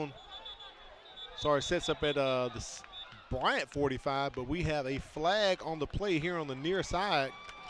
Coach Barnett excited. The ball's going to be blown in. He was down. He was down. So that's what happened. Huddleston's knee went down on the low snap, Corey. We've seen that happen earlier in the ball game, so that's correct. He's down. I believe it was Baker and Theodore. It was. Sure deep was. in their own territory that allowed Baker to go ahead and punch it in early against Theodore, but now you're taking over with 1 timeout remaining and still only 14.9 seconds here to go in the second quarter of action. Now, you're in the red zone situation, and he was absolutely down as our white hat was all over that, doing a great job, and it's almost a replay of what we saw a few weeks ago. But now Citronelle will have at least 3 opportunities to get into the end zone. Worst case scenario, kick a field goal right before the end of the quarter. Ball on the 6-yard line. Good timeout called here if this is Bart Sessions calling this timeout.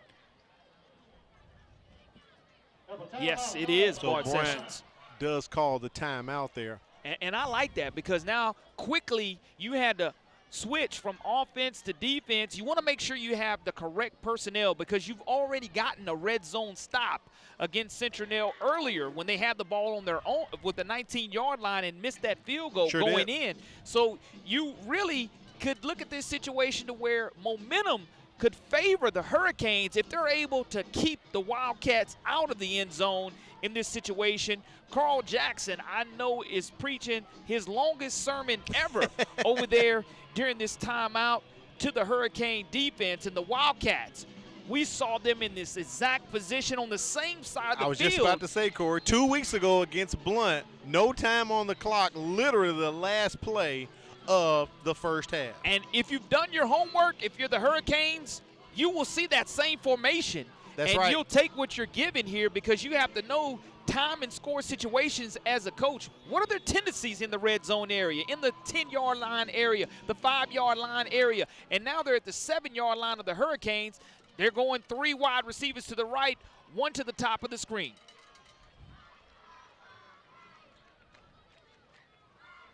Adams looking to get that into the end zone, going for Jordan Dees. Pass incomplete. And he had Love look like they're in the corner, Corey.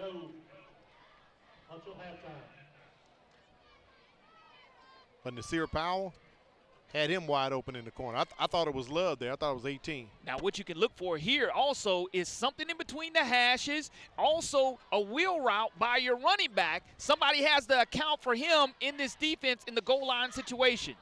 So you have Powell in the slot. D's adjacent to him. They're going to roll it out, toss it up. That pass incomplete. That one was intended for Powell. Third down once again. I'm surprised they haven't called a run play here, Corey, as well. I like the pass. I like the pass because here it is now. You're at third down and goal to go at the 7-yard line. The pass stops the clock without you having to burn the timeout. It does. So that's why I like this situation. You're going to your big wide receivers right here. If you were going to run the ball, you would want to have done it on first down. Like I said, I'm surprised they haven't run it yet. But right now, this is definitely pass time. 5.6. Citronelle does have 1 timeout remaining. Rolling the pocket. Adams rolling out once again. And that pass is complete. Austin Reed with the 7-yard touchdown. That is Adams' 3rd touchdown total. He ran for 1. That's his 2nd pass tonight for a touchdown. Look at the success of rolling the pocket. Both of these quarterbacks have tremendous success when the pocket is rolled. It gives the offensive line an opportunity to go ahead and protect their quarterback a little bit more and keep him clean, but Austin Reed does a great job of securing this football as time has expired. The only play we'll have time for is the extra point, and it was do or die because you're going to have no more time on the clock if he did not come away with that. You have 7 on the board instead of 3. And that's great execution right before the halftime ends for the 2nd time in 3 weeks by this Citronelle. How ironic, Corey. Same situation. They score on the last play of the half of the 2nd quarter. That 6-yard pass to Austin Reed from our buddy, the quarterback, Justin Adams. And that's Adams, as I said, that's his 3rd touchdown, Corey. He ran 1 and he's thrown for 2. Had a great first half tonight. And that's what you want from this young quarterback. You want to see growth. This young man is only a sophomore, but he's only made really 1 critical mistake, and that was on that toss that he tried to give to his running back. Let's take it down to the field. Kim is with Citronelle coach Jason Barnett. Coach Barnett, how were you able to utilize those timeouts in the last of that 2nd quarter? It just happened that way. It's really nothing that you can kind of plan for, but it just kind of worked out. It worked out. Fortunately, it was good for us. Well, good. So how do you feel about how your team's performed so far in this game? A lot better than we did last week, obviously. We got to do a better job of defensively tackling. Again, that's just been a kind of our Achilles heel all season long. But I'm proud of them. They're fighting their tails off, and we're doing the best we can with them. That's right. So what are you going to go and tell your team to secure this win tonight? It's got to do a better job tackling. Again, just like we talked about. So I'm going to go in and tell them good job, and we got 24 more minutes to go. All right. Thank you so much, Coach. Thank y'all. Thank you, Kimberly. He's right, 24 minutes to go. But before that, we got 20 minutes of halftime coming up. Stick around. You can check out the bands. You're watching the MCPSS High School Football Game of the Week. It's the 2021 MCPSS Virtual Signature Academy Showcase, October 19th from 4:30 to 6:30 p.m. Register at signatureacademyshowcase.vfairs.com. Representatives from all 12 high schools will be on hand to talk about our academies. This event is open to all 7th and 8th graders and their parents. So register today and have your questions answered regarding your child's transition into high school and into a life-changing career path. It's the 2021 MCPSS Virtual Signature Academy Showcase, October 19th from 4:30 to 6:30 p.m.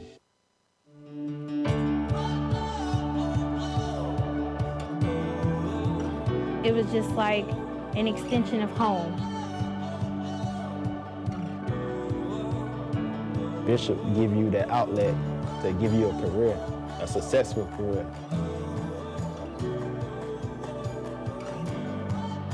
We're doing some great things at Bishop State. Keep an eye on us.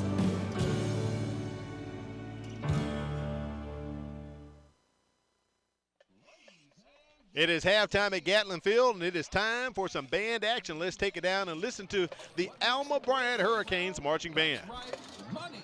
Tonight, the Hurricane Band, conducted by drum major Dalen Ricks, will take you on a musical tour through some of our favorite songs about the almighty dollar as we present our 2021 halftime production, All About That Money.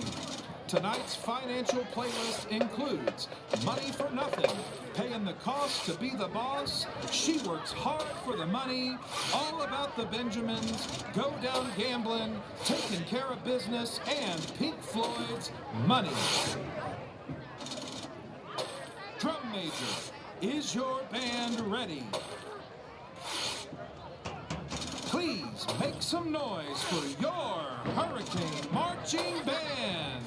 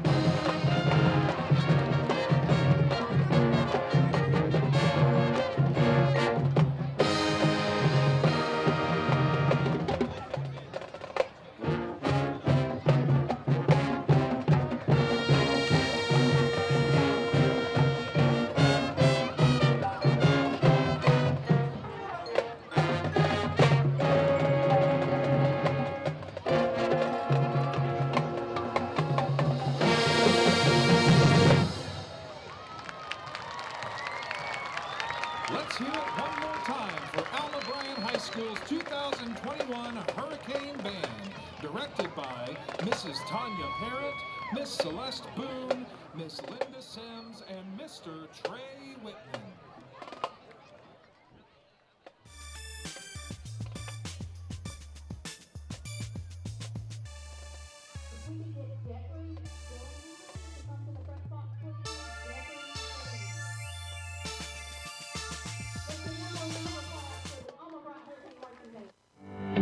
If you look at the numbers, Mobile County Public Schools is making great strides. With more than 53,000 students, 7,000 employees, and 90 schools, we are consistently increasing our four-year graduation rate and our first-class pre-K program. We continue to strive for national recognition and continue to prepare our students for the global workforce. And we do all of this with one goal in mind, to equip and empower college and career-ready graduates. Mobile County Public Schools. We're learning today, leading tomorrow.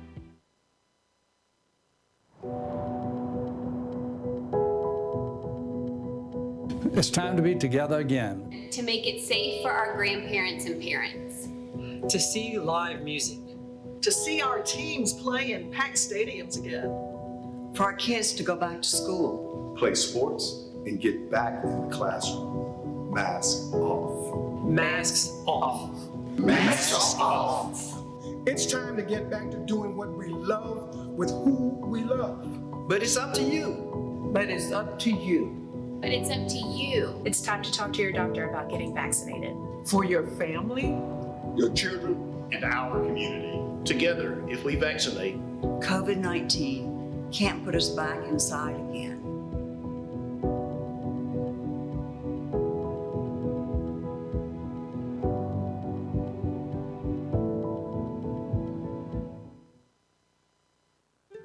Our children with special needs deserve a place to play. That is why we are coming together to build the Miracle League of West Mobile Schmidt Family Park. It will include a special needs ball field and playground, regulation baseball and softball fields, and more. We have raised more than $1 million and construction will start soon. But we need your help to complete the project. Visit mcpss.com/Miracle League to donate and to learn more. Any dollar amount will help bring a smile to a child's face. Together, we can make a miracle. People will always use art for change. I mean, there's just something that's undeniable about the image. You have to be willing to get dirty. It was for real as it could get. lost in that moment, and something remarkable happened. There's a beauty to that. You know, it's like this discovery.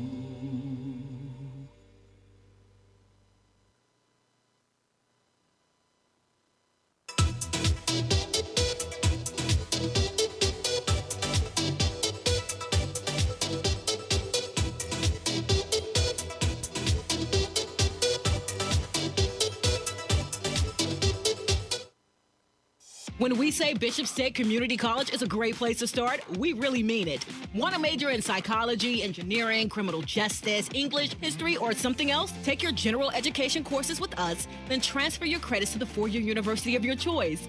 Want to learn a trade and go straight into the workforce? We have the programs and the trainings to help you land a high-wage and high-demand career. Save time and thousands while conveniently taking classes safely online or on campus. Register now, bishop.edu. It is still halftime at Gatlin Field, and now we're going to take it down and listen to the sound of the Citronelle High School marching Wildcats. Drum major Nathaniel Walker and Callie Peacock. Is your band ready?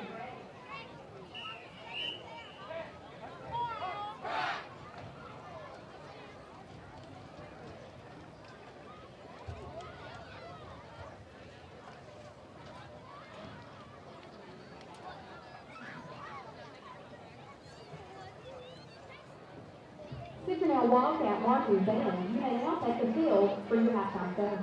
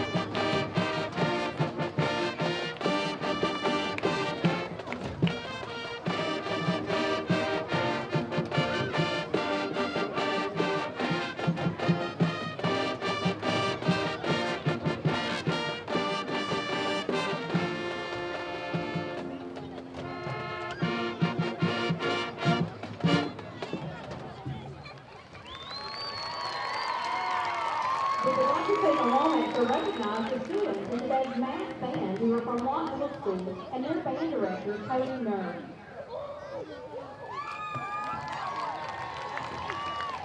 Now we will perform the record chart topper, Old Town Road.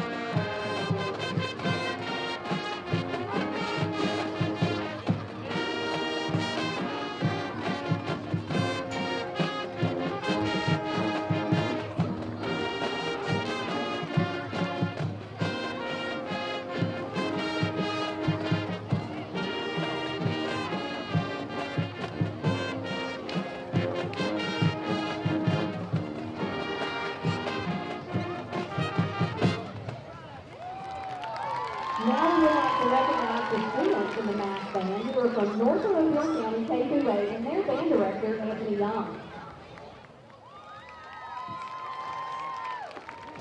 Here's our final selection for tonight, vice versa.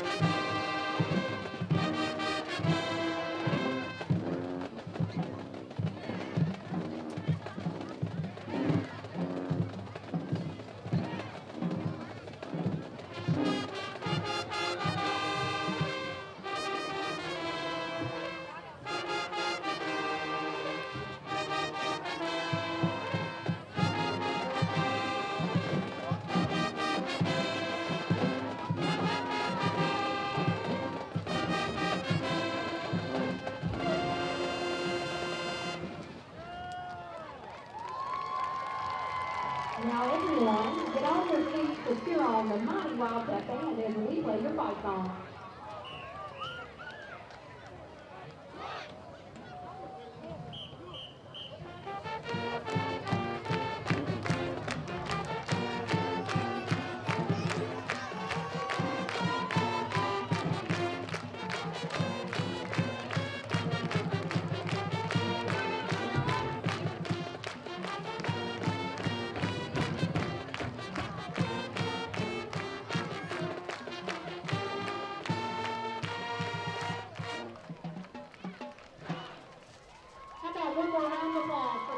And there we have it, Corey. We always talk about the youngsters. There's the future right there. So with Citronelle's marching band, but also Rosalot Middle School joined in on the action as well. That's what you love to see. Reaching out to your feeder schools, letting them be a part of your halftime show that they'll never forget. They'll never forget that. So that's why we was wondering, like, some of them have uniforms on, some of them don't. Some of them sitting down, some of them have sheet music. What is really going on? So the PA announcer let us know that's what was happening. So we know we have some young teams tonight. You got to have the future. That's something Coach Sessions told us this week. He wants to win what is at home. He wants to keep those kids from Alba Middle School, from Grand Bay Middle School, to going to other high schools, keep them at home. And tonight, he's kind of getting there. They're down 14 points right now, though. But you talk about it yesterday when those two middle schools played one another, Grand Bay and Alba, they had a wonderful turnout. Right. They played that game at Bryant High School, so you're having middle school teams that are your feeder programs have an opportunity to see and play and dress in your own locker room. That's how you build a fence around your community.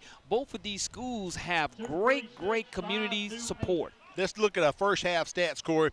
Right now, Citronelle, they're kind of on top of things right there and on top of the score, 21-7.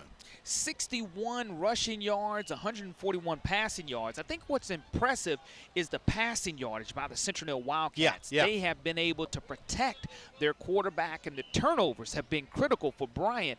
Right before the half, though, you're talking about Citronelle go ahead and scoring for the second time in 3 weeks as time expires, and a great catch in the end zone, making sure that 6 points were on the board. The extra point is up and good, and the penalty yardage has been costly for the Hurricanes as well. It really has. 8 penalties, 64 yards. But unfortunately for Bryant, the problem is the penalties are coming after explosive plays, Corey, where they're all for naught. We looked at a 4th down and 40 yards to go earlier for the Hurricanes, and that's the situation you don't want to put your special teams in, to where you're trying to flip the field and trying to kick the ball 40 yards just to get back to the original line of scrimmage. That's right. So tonight so far, there's our scoring summary right there for Citronelle. That first touchdown put on the board by quarterback Josh Adams, and then in the second quarter, he threw one to Ashton Love, and also 6-yard touchdown pass to Austin Reed, as you just talked about it, Corey. Last play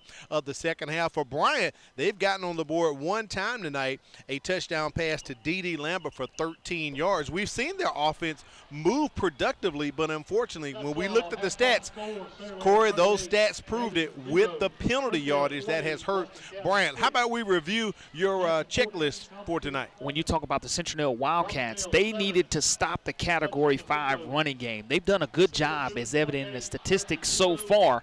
Premium protection has been provided by this Wildcat revamped offensive line and tackle. Yeah. With the exception of the scoring drive, we've seen the Citronelle Wildcats do a much better job. When you talk about Bryant, they needed to play through young mistakes, have not been able to do so. Get off to a strong start. We're only able to score 7 points in the second quarter and staying on schedule. That's something they're going to have to fix here in the third quarter. Let's take it down to the field. Kimberly is with Bryant head coach Bart Sessions. Coach Sessions, what did you say to your team during halftime to motivate them for the second half? You know, it's not about motivation. It's just us calming down. You know, I mean, we had some young heirs right there. We just got to take a deep breath, calm down, and play good football. Obviously, we got to contain the quarterback a little better. But at the end of the day, you know, I mean, we just kind of panicked a little bit right there before the half, and otherwise, you know, you go in, it's a one-score game. Yeah, like you said at the beginning of the football game, it's all about those fundamentals. How do you feel that you're going to be able to implement those the rest of this game? You know, I mean, we're just going to have to simplify a little bit. You know, we're so young. We just have to be very, very basic in what we try to do. All right, thank you so much, Coach. I'll let you get with your team. Thank you, Kimberly. We do appreciate that. Got to thank our folks over there at Bishop State with 4 city campuses and offering students a quality and affordable education. Make sure you visit bishop.edu to learn more. Bishop State, a great place to start. Also, Firehouse Subs for being on board with us. Thanks to Jim and Susie Sherman at the Greenlight Road location. Corey, the Firehouse Subs definitely came in handy tonight for us. And lastly, BSN Sports. If you need team apparel, if it's equipment, if it's baseball, wrestling, basketball, all sports in between, you can get it at BSN Sports, the heart of the game. Visit them online at bsnsports.com. Second half about to start. Bryant will be receiving the ball. Randy Hernandez puts his foot into it.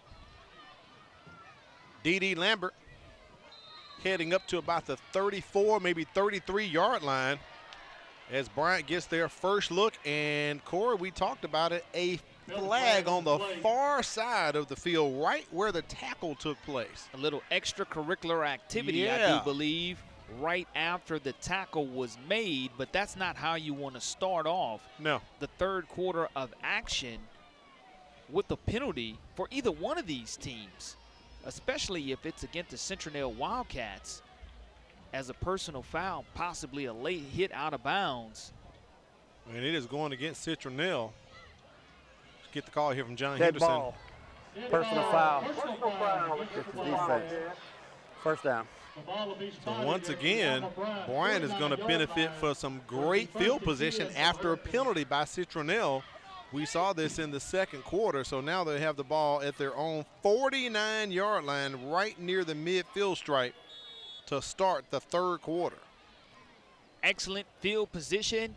You're looking at now a 2-by-2, a double stack tight situation for these wide receivers, and a draw is called out of it. Hand that ball off to Isaiah Dixon. Boy, he is up the middle, gone, pushed out near the 15-yard line. A big run by the Bryant Hurricanes. But that's all set up by the personal foul on the kickoff. And when you go 2-by-2 wide receivers stacked, what do? You make that defense extend itself to where there's nobody in the middle of the field, and Dixon does a great job of bouncing the football to the outside. And now in the red zone area, the Hurricanes have answered Bart Sessions' call at halftime to step it up. Same formation going back to Dixon.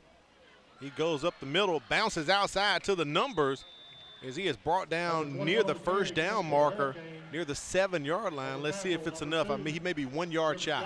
Rivers Johnson spins the the running back down, and now it's going to be second down and 1 yard to go, as the Hurricanes will have an opportunity to pick up a first down in this red zone area. But I love the sense of urgency here that the Hurricanes have come out with. But the Citronelle Wildcats, it all goes back to momentum. They had the momentum going into the half. Right. The Hurricanes have come out here in the third quarter and answered that bell. Double stack receivers to the near side. 3 plays in a row to Isaiah Dixon as he plows forward to about the 2-yard line on that carry. 2nd and goal coming up once again for Bryant. And now what you have is a condensed play calling sheet by offensive coordinator Austin Karcher. And it looks like we're going to have an injured player. Dixon down, Corey. Looks like he's favoring that arm. Sure is. So Dixon is down. He has touched the ball for all 3 plays here in the 3rd quarter for Bryant. And the trainer coming right over to him. And you can see he's writhing in pain, kicking both his feet, letting him know that he is definitely injured on the play. But that's a tough young man who has come out here in the 3rd quarter with a sense of urgency. We'll take a break and come back. You're watching MCPSS High School Football Game of the Week, brought to you by Bishop State.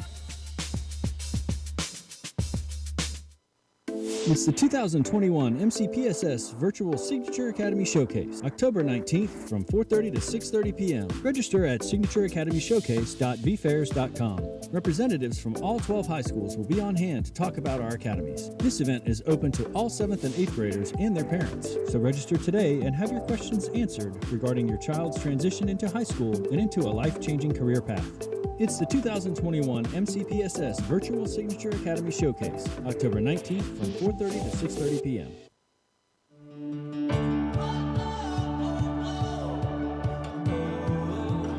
It was just like an extension of home. Bishop give you that outlet to give you a career, a successful career.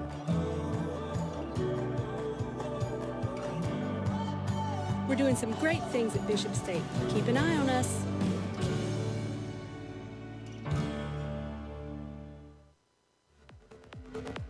Isaiah Dixon taken off of the field, favoring his left shoulder there, Corey. See if we can try to get an update from Kimberly later on. Landry Huddleston comes into the ball game, takes the carry, plows forward for about 1 yard, so it's going to be 3rd and goal coming up here for the Hurricanes.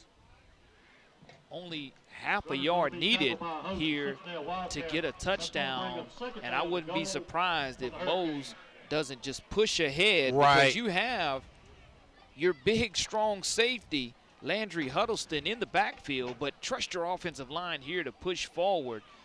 You're in a shotgun situation 5 yards behind the line of scrimmage, but now you're going to get under center, and I like this call when you get under center. Yeah, about a half. Oh, he runs into a wall of Wildcats, but does he get enough to fall through? I think he does. And they're going to give it to him. Touchdown. It was at the 1, but it was more so the half-yard line. So we'll credit Mose with a 1-yard touchdown carry there, Corey. Great call, because again, you look at going from the shotgun situation, his big back just pushes him forward, and that is a 5-play, 51-yard drive to start the 3rd quarter of action for 6 points, trying to make it 7 right here. Huddleston stays in the ball game and gets the extra point. It's 21-14 as Bryant gets 7 points closer.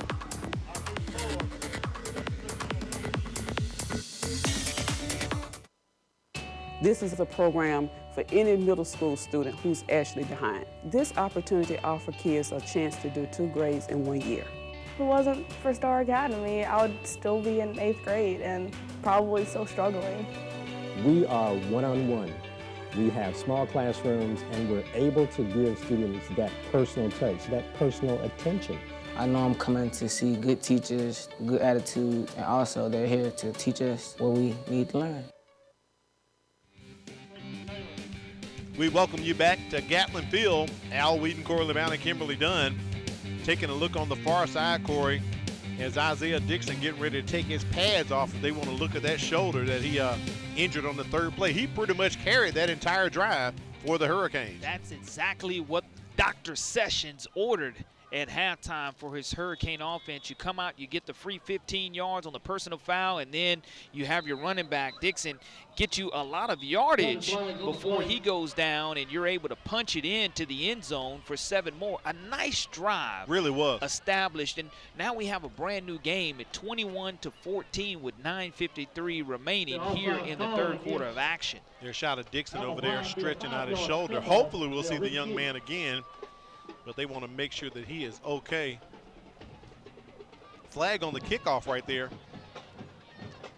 Looks like we're going to have a re-kick coming up from Landry Huddleston. Talked about him at the top of the telecast, Corey. He is like the Swiss Army knife. The guy plays offense, defense, special teams.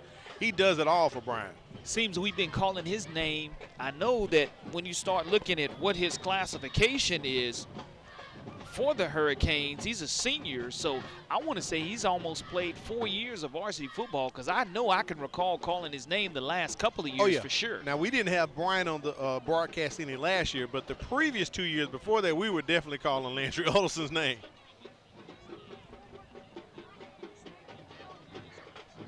Pacey Taylor drops it, picks it right back up. He's going to be tackled at about the 31-yard line. 1st and 10 coming up here for Citronelle. Their first time touching the ball in the second half. Well, what you have, Al, is a situation where Citronelle has to not get caught looking at the scoreboard.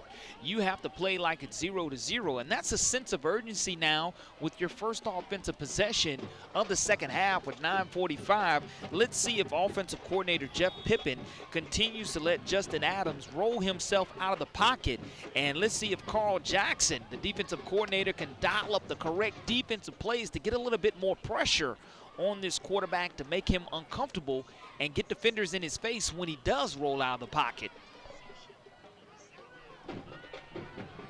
Taylor and Pugh in the backfield with Justin Adams. Delay. And it looks like we're going to have to delay a game as that flag comes in from John Henderson. That's going to push Citronelle back 5 yards. That's one of those penalties that you have to know how much time is left on that clock, and it puts you behind schedule, down in distance-wise. Especially coming out of change of possession. That's got to drive Coach Barnett up the wall. You run the right personnel out here, and we can't get the play dialed up. Pugh is going to come to the line up in the slot, and they may have gotten the 5 back, Corey, with an offsides possibly against Bryant. That's how you draw it up. I mean, if you go with that hard count. Offsides on the defense. Still first down. Went to that hard count in that situation where was able to get the defenders to jump off sides. But if you're Carl Jackson, you're not happy with that, because now you're back to where you started from. Right. Not making Citronelle work is hard. Back to the 31-yard line, so it's almost like we're having a do-over. My buddy Matt Moore, a statistician, I play golf. We'll take a mulligan, Corey.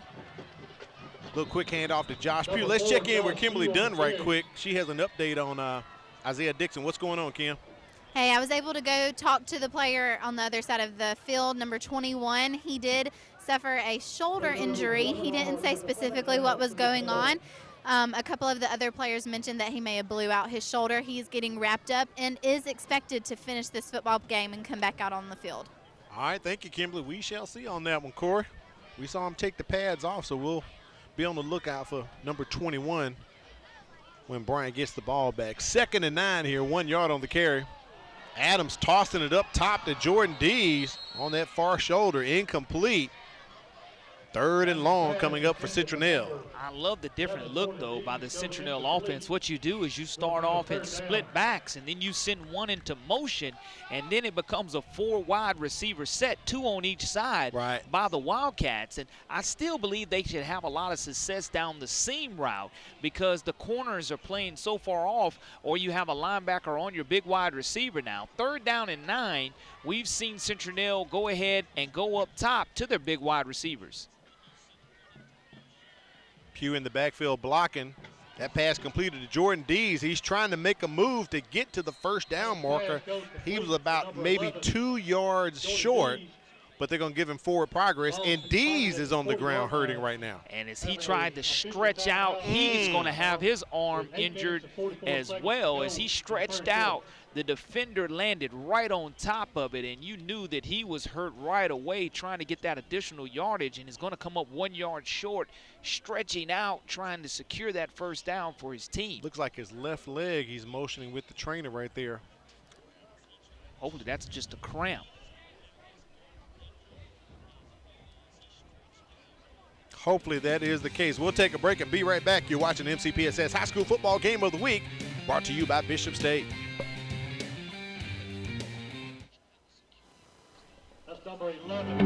If If you look at the numbers, Mobile County Public Schools is making great strides.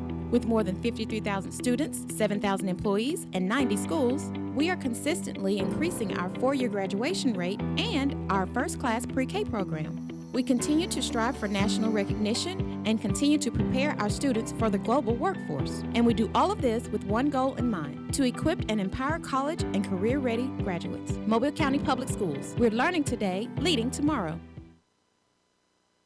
4th and 1, Citronelle going for this at their own 40-yard line. Hand off to Pugh, and up the middle he goes. One man to beat Landry Huddleston. Huddleston on his tail, cannot catch up with him, and that is a touchdown for Josh Pugh. 60-yard touchdown for Citronelle. Remember, that's 4th down and 1 yard to go. And that just absolutely is disheartening.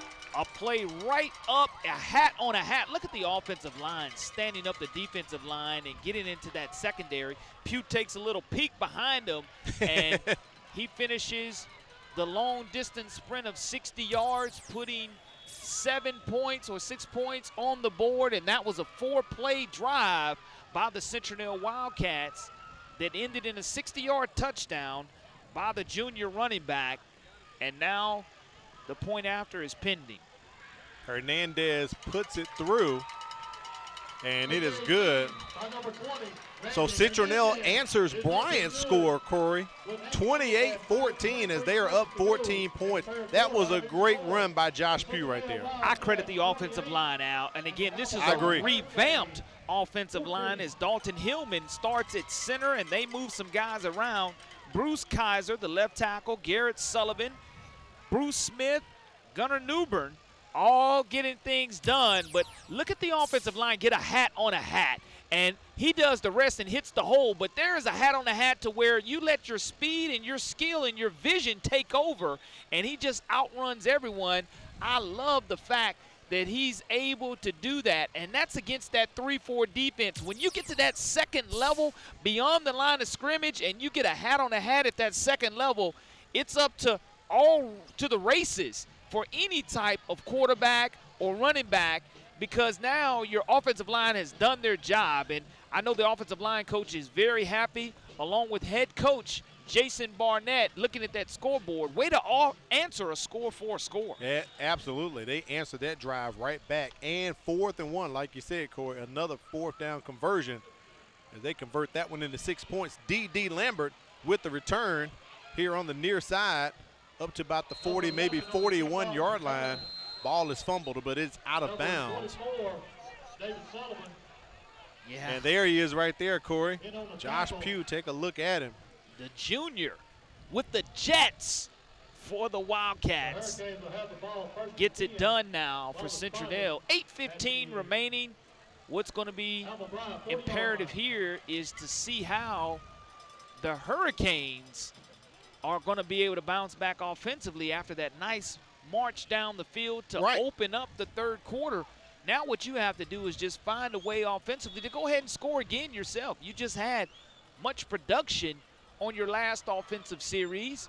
Go ahead and get it done again now. And coming on the field is number 21, Isaiah Dixon, Corey. As Kimberly told us, they wrapped him up, and he's back out on the field. That's tough. Because he was the main guy on that scoring drive that Brian had on the previous series, running those 3 plays before he went out. And they go right to him up the middle. Goes Isaiah Dixon. Picks up about 4 yards. Ball's going to be placed at the 44-yard line. Our impact player on defense, Lathan Farmer, the 6', 210-pound senior, makes the stop. But kudos to Isaiah Dixon, showing how much he wants to help his Hurricane teammates, playing through pain and getting it done running the football for the Hurricanes. Back to Dixon again. He's dragged out of the pile by the Wildcats. Maybe a gain of 1 yard. Make sure you stay with us. We're going to have the Game of the Week Brain Buster question coming up in a matter of moments that you put on your thinking cap for tonight, Corey. 7:23 remaining here in the third quarter. Al Weed and Corley Bounty on the sidelines. Kimberly Dunn. Great night for football here in Citronelle. We even saw the athletic director before the ball game, our good man from the Mobile County Public School System, doing his thing with us. Brad Lowell came out tonight to show support. Carson Shira. No gain on that one, Corey, so it's 4th down for the Hurricanes. Shira from his defensive end position, 5'10", 220-pound senior, getting into that backfield, making a difference. Mose just felt the pocket collapse under the great pressure by Shira. But the thing about this defense, led by defensive coordinator Jason Morgan, he switched from that 3-4 defense that we saw 2 weeks ago to this 4-3 defense, and it's made a huge difference tonight. Rivers Johnson going to set up about his 30. Huddleston's punt goes straight up. I'm thinking about golf, Corey. Straight up and straight back down. So they're going to down it at the 39. Citronelle gets some decent field position right here, Corey, as they take the ball, their second possession in the second half. Well, we'll see now if Justin Adams can go ahead and protect this football, as he has the advantage from a wide receiver standpoint to choose from. But also, Pugh is like, Coach, please feed me again, because I trust this offensive line to go ahead and get a hat on a hat and go ahead and get not only a first down but a touchdown. Great field position upcoming for the Wildcats. So they're going to mark it at the 40-yard line, 1st and 10 coming up here for Citronelle. Pacey Taylor cutting up the edge near the hash to the 45. Let's take it out to the sidelines. Kimberly Dunn has some guests with her. What's going on, Kimberly? I do. I'm here with Mr. Alan Merriman, who's the Career Tech Academy Administrator here at Citronelle High School. And then also Mr. Gil Arrington, who's the Assistant Principal at Alma Bryant High School. How are y'all doing this evening? Doing great. How are you? Doing good, thank you. What about you, sir? Very good, thank you. All right, so can you tell me a little bit about what's going on here at Citronelle High School? Well, at Citronelle, this is our 3rd year as having a standalone career tech center. It's called CCAT, Citronelle Center for Advanced Technology. And we're different than the other career tech centers where we only feed from one high school, but it's all on one side. So we're 2 schools on one campus, so we're one big family. And, we have all the career tech programs that Bryant Career Tech Center and Faulkner Career Tech Center have. That's wonderful. So what kind of impact and opportunities has this created for your students? Oh, it's amazing. I mean, with all the industry on 43 and, Otokumpu, Alabama Power, Barry Steam Plant, we put about 60 kids every summer in paid internships, and I think we're about 42% of kids that actually go straight into a job after they high school. That's wonderful. So what are some good programs that y'all have going on? Our signature is manufacturing. Then we have engineering, hospitality and tourism, welding, automotive, JRTC, business, marketing, agri-science. So, we got a little bit for everybody. So it's a good, spread for everybody. Yeah, that sounds like some great opportunities going on here at Citronelle, but I know that you also have some great opportunities at Alma Bryant as well. What's going on there?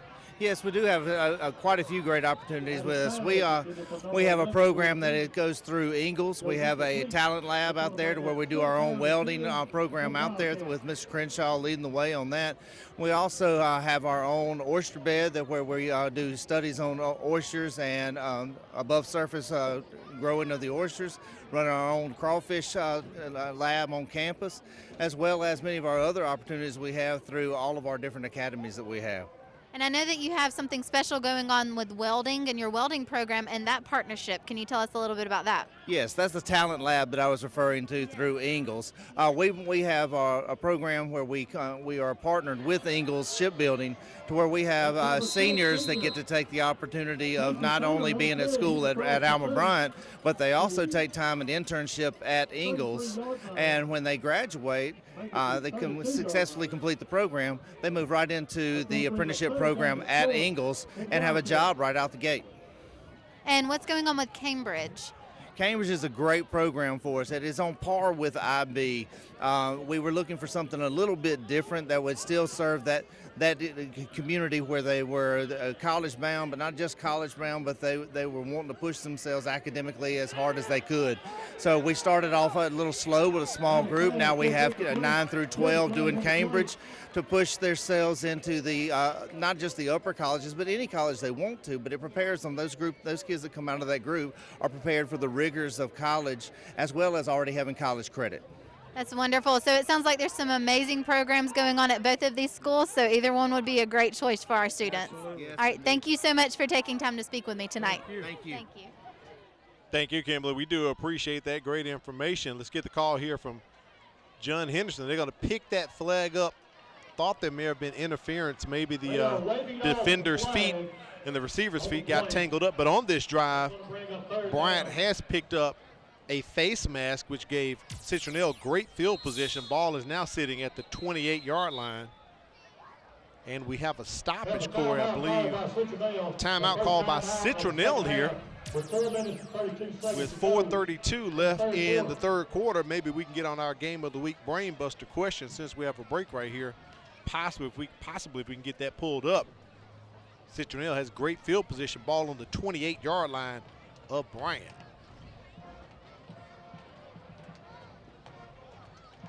Well, during that drive, what you saw was a couple penalty flags, and that's helped them drive the ball down the field, Al.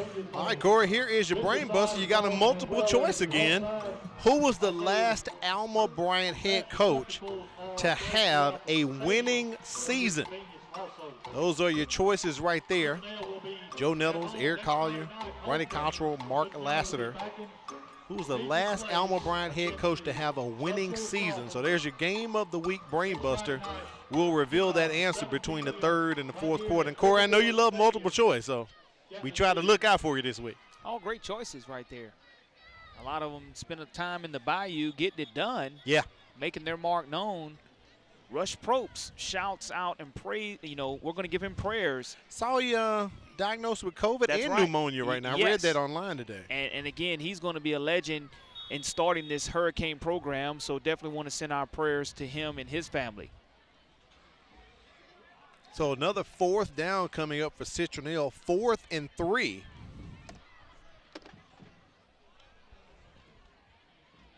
Play action over the middle, trying to catch the man in the flat to Nasir Powell. Incomplete. So ball over on downs.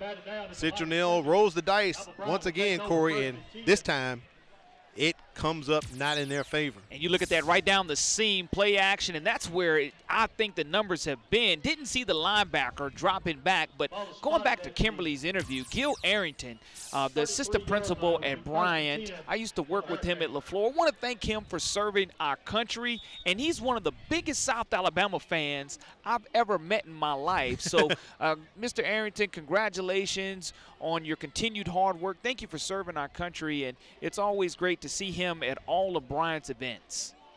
So Bryant takes over, ball on their own 28-yard line, down 14 points here in the third quarter. They're giving that ball back to Isaiah Dixon. We talked about it at the beginning of the broadcast. Leading rusher, him and D.D. Lambert, pretty much they run the offense for the Hurricanes as Mose runs all the way over to the sideline to talk to offensive coordinator Austin Karcher to get the play call. And I tell you what, Isaiah Dixon's auntie, Miss Flood, my classmate, definitely showing a lot of love to her nephew, knowing how tough he is, and just want to thank her for tuning in tonight to our broadcast. Always appreciate the comments and the great support here for the MCPSS High School Football Game of the Week. That pass incomplete, intended out to Mason Collier. 3rd and long coming up, 3rd and 9 coming up here for Bryant. And that Citronelle defense, they are very excited because they want to get the offense back on the field. Yeah, that's what you have to do. I mean, again, I like the rolling of the dice on 4th down and 1, a great play call, but an even better defense. But now you're looking at a couple of downs later, Bryant's playing behind the sticks at 3rd down and 9 yards to go. Very important that they don't turn the football over right here. Down 14 points to Citronelle. They leave it in the hands of Isaiah Dixon. He cannot weave his way out of trouble. Young man stopped right at the line of scrimmage. It'll bring up 4th down for Alma Bryant. Well, if you're the Citronelle Wildcats, you're extremely pleased as defensive coordinator Jason Morgan, happy with the way his defense was bending but did not break after the offense wasn't able to convert. Citronelle's going to come away with prime real estate as this football will probably be fielded, and if there's a return on, the Wildcats will get it in Hurricane territory. Now, all of Huddleston's punts tonight have gone straight up and straight back down. That one gets a little bounce and takes the hop into Wildcat territory. His best punt of the night, ball going to be down at the 29-yard line. Let's go back and look at that replay if we can. Look how close Huddleston was again to his knee touching the ground for a second time tonight, so you have to be very careful. Look at this replay right here. He stoops down to pick up that football, and he almost touches, the knee touches the ground very closely right there. Once again. Yeah, it's a close situation. He gets down as low as he can to field that football, but great end-over-end punt, flipping the field nonetheless. So from 129 to the other 29, Citronelle is going to take over. Their third time possessing the ball, and end around to Jordan Dees. And Corey, look who makes the tackle, Landry Huddleston. If he does not make that tackle in the open field, then it's going to be probably a 25 to 30-yard game. But that is a wonderful textbook tackle by the young man who just put toe to leather, turns around, gets right back on defense, and makes a superb open field tackle for the Hurricanes. Defensive coordinator Carl Jackson is going to use that one as a teaching technique on how to break down and make a tackle. 3-yard pickup on that play. Ball at the 32, 2nd and 7. They take the pitch and pitch it out to Jordan Dees. That may be picked up 1, possibly 2. It's going to be 3rd and long coming up here for the Wildcats. Different look at some play calling here from Jeff Pippin coming out of his mind, Cora. Colin Brenton, the 5'11", 160-pound senior on the tackle, along with Kurt Carden from his strong safety position now. Again, another 3rd down and close to, we'll call it right at 6 yards to go for the Wildcats. The wide receivers, again, in the seam are wide open as a linebacker is going to have to bump over out of this 3-4 defense to pick them up. Got to compliment the defense on those previous 2 play calls. They held Citronelle to just 4 yards combined. Now it's 4th down.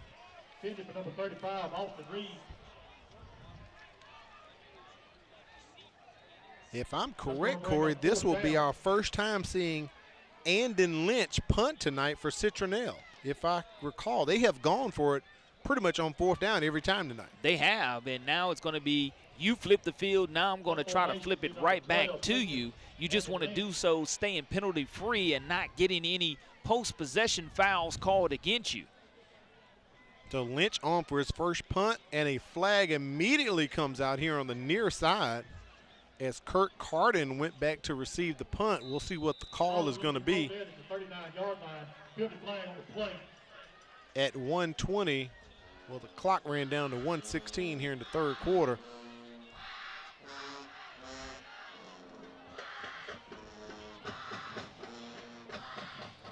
Bryant's going to travel to Daphne next week, and then they'll host Murphy and Davidson. And for Citronelle, they're going to host Gulf Shores next week. Then, as we talked about, they've got Baldwin County and Spanish Fork coming up in that tough 6A Region 1 that we all know so well. So here's the call going to come in from John Henderson as they explained it to Bart Sessions on the far sidelines. I think he wants to decline the penalty. It looks like it's going to be against Citronelle. Illegal procedure against the offense. Penalties declined. All right, so it'll be 1st and 10 at the 39-yard line. Corey, both teams have possessed the ball numerous times in the 2nd quarter, but our scoring came on the first series of each team touching the ball. We haven't had any scoring since then. That means adjustments were made going into halftime for the Hurricanes and also after they scored by the Wildcats. Back to Dixon they go. He is the workhorse for the Hurricanes offense as we approach 60 seconds remaining here in the 3rd quarter. Ball will be spotted at the Alma Bryant 42-yard line. That's going to bring up 2nd down for the Hurricanes.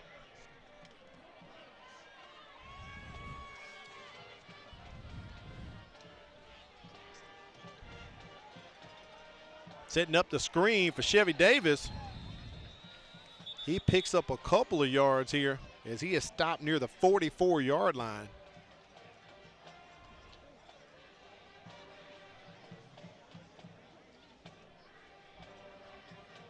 Play's going to be blown dead at the 39-yard line. Oh, incomplete pass there, so back to the line of scrimmage.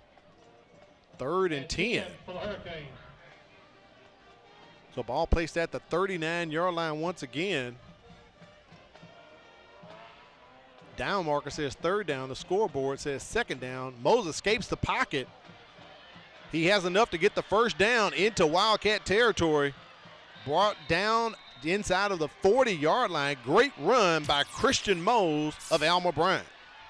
And that's exactly what you want from your quarterback. Again, when the pocket collapses, being active, but positive yardage is going to be looked at by a penalty flag. It's on the far side over there, just near the 40-yard line. Possibly could be against Citronelle. And that's where they're walking, Corey. We have a dead ball, personal foul, hit out of bounds on the defense. Be 1st down. That's costly. That's 15 on top of the run that Mose had. That's going to place them near the red zone at about the 24-yard line. Penalties have been quite costly for both of these teams tonight. A lot of personal fouls tonight, Corey. Yeah, I mean, it's been post-possession, but the Hurricanes are back in business as you see Dixon dancing around in the hole. Not much room for him to pop outside as we're going to end the 3rd quarter of action. With Citronelle on top by 14 points, but Bryant driving to try and score. So into the 3rd quarter, that means it's time to reveal our answer to the Game of the Week Brain Buster, and then we'll try to take a look at some of the Alabama Sports Writers Association state polls. All right, Corey, who was the last Alma Bryant head coach to have a winning season? Well, you know, I know my old radio partner would not be happy with me if I did not give him a lot of love and say Mark Lassiter, to me, would be the last guy to have a winning season. Final answer? Joe Nettles, Corey. Joe Nettles was 7-4 back in 2003. I know that Lassiter did have winning seasons when he took over for Rush Probst in back-to-back years, but the key was who was the last. The last. And coach. Corey, ironic you say that. You lead me into my +1. Mark Lassiter also went 7-4 in his 2nd and last year at Bryant, but was 12-1 in his 1st season. Well, I knew that Lassiter definitely had a winning record down in the Bayou, and you know, he talked about it quite frequently as he is now on Bayside Academy staff. That's right. But Joe Nettles is a legendary coach in his own right, and he was the last coach in 2003 to have that winning record. Have a winning season. All right, if we get a chance, we'll try to take a look at the Alabama Sports Writers Association 4A poll. In 4A, the top 5 are the same from last week, with the Viger Wolves sitting solid at 3 and on a bye this week. Williamson moves up 1 spot to 6 with St. Michael on the outside looking in with just 1 vote. Look like we could possibly get the 5A poll up here if we can.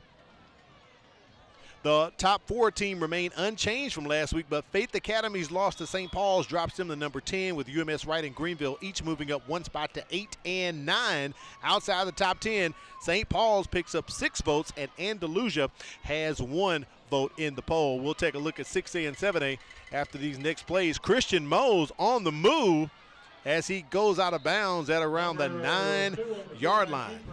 Well, what you see is the versatility of this young man, but he has to have protection to give him time to throw it. As you saw him earlier in the game, roll out of the pocket and throw a strike to Lambert for a short touchdown early in the 1st quarter, or excuse me, in the 2nd quarter for this Hurricane offense. But I think that Mose works best when he's rolling out of the pocket, keeping his eyes down the field to go along with Dixon's strong running game. I agree with you, Corey. Ball at the 11-yard line. Mose has time, being chased from behind and brought down. That's going to be a sack of a 1-yard loss. David Sims on the tackle, Corey. We talked about him tonight, moving up from his Sam linebacker position to play defensive end tonight. See if we can run that one back. I don't know if we're able to get a replay. Isaiah Dixon on the wheel route coming out of the backfield was wide open, and Mose never saw him. To his left, he was looking down the middle of the field, and by the time he glanced over, it was too late. It was too late. Tried to go through his progressions, but just missed Dixon coming out of the backfield. Ball on the 12-yard line, 2nd and 11. Mo's going to keep it. And maybe that wasn't the wise choice as he was wrapped up. He's going to take a loss. No gain on the play. It'll be 3rd and 11 coming up once again for the Hurricanes as the Wildcats defense stiffens, Corey. Andre Lynch leading the attack so far for this Wildcat defense. And that's just a great job of bucking up here in this goal line situation, along with Tamarcus Dees, and we're going to have a timeout in play. I believe a timeout called by Bryant. We have a timeout. We can take a look at the 6A poll here for the Alabama Sports Writers Association. Some movement in the 6A poll this week, but Spanish Fort ain't going nowhere. Still #1 for another week and on a bye tonight. Pinson Valley drops down to #8, and Hillcrest Tuscaloosa falls out the poll to pick up 5 votes. Helena moves up 1 spot to #9, which makes room for Jackson Olin to enter the poll at #10. And let's take it up to 7A, where Thompson is still #1. With Hewitt Trustfield losing last week, Theodore has moved into the 5th spot this week. Fairhope jumps up 2 spots to 8, with Baker picking up 12 votes outside the top 10, and Daphne receiving 2 votes as well. So if we can leave right here for a second, key games coming up, Corey, later on in the season. Theodore and Fairhope have not met, nor has Baker played Fairhope or Daphne yet. And also Thompson and Hoover have not met each other That's either, right, as that's they're right. in the same region, in that northern region. I think that may be 7A Region 3 that they're a part of. But nonetheless, 1 versus 2, somebody's going to knock each other off here in a couple of weeks. And like you mentioned, Fairhope yet to play Baker also, and that's going to be a great local matchup. It really is, and Baker has never defeated Fairhope. Motivation, can you say it? You're right about that, Corey. 3rd and 10 coming up here. Ball sitting at the 11-yard line. Let's see what offensive coordinator Austin Karcher has dialed up with Bart Sessions. Mo's rolling out, has a receiver in the end zone, trying to go to Chevy Davis. Incomplete, no flags on the play. 4th and 10 here for Alma Bryant at 10:06 remaining in the ball game, down 14 points. A little bit too high for the 6'2", 170-pound wide receiver, but you saw where his strength was, rolling out. But here it is, trailing 28-14. Do you roll the dice here, or do you let your kicker, Huddleston, kick and boot this football, as we saw him kick it into the parking lot here at this stadium? So Landry Huddleston setting up for a 34-yard field goal. And he puts it through to get 3. We'll take a break and be back. Bryant is 3 points closer, still down 28-17. You're watching the MCPSS High School Football Game of the Week, brought to you by Bishop State.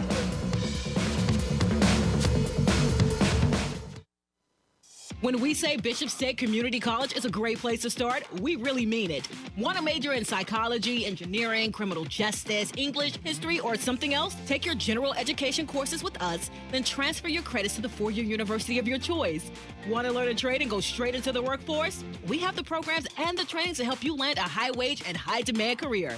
Save time and thousands while conveniently taking classes safely online or on campus. Register now, bishop.edu. Welcome back to the MCPSS High School Football Game of the Week.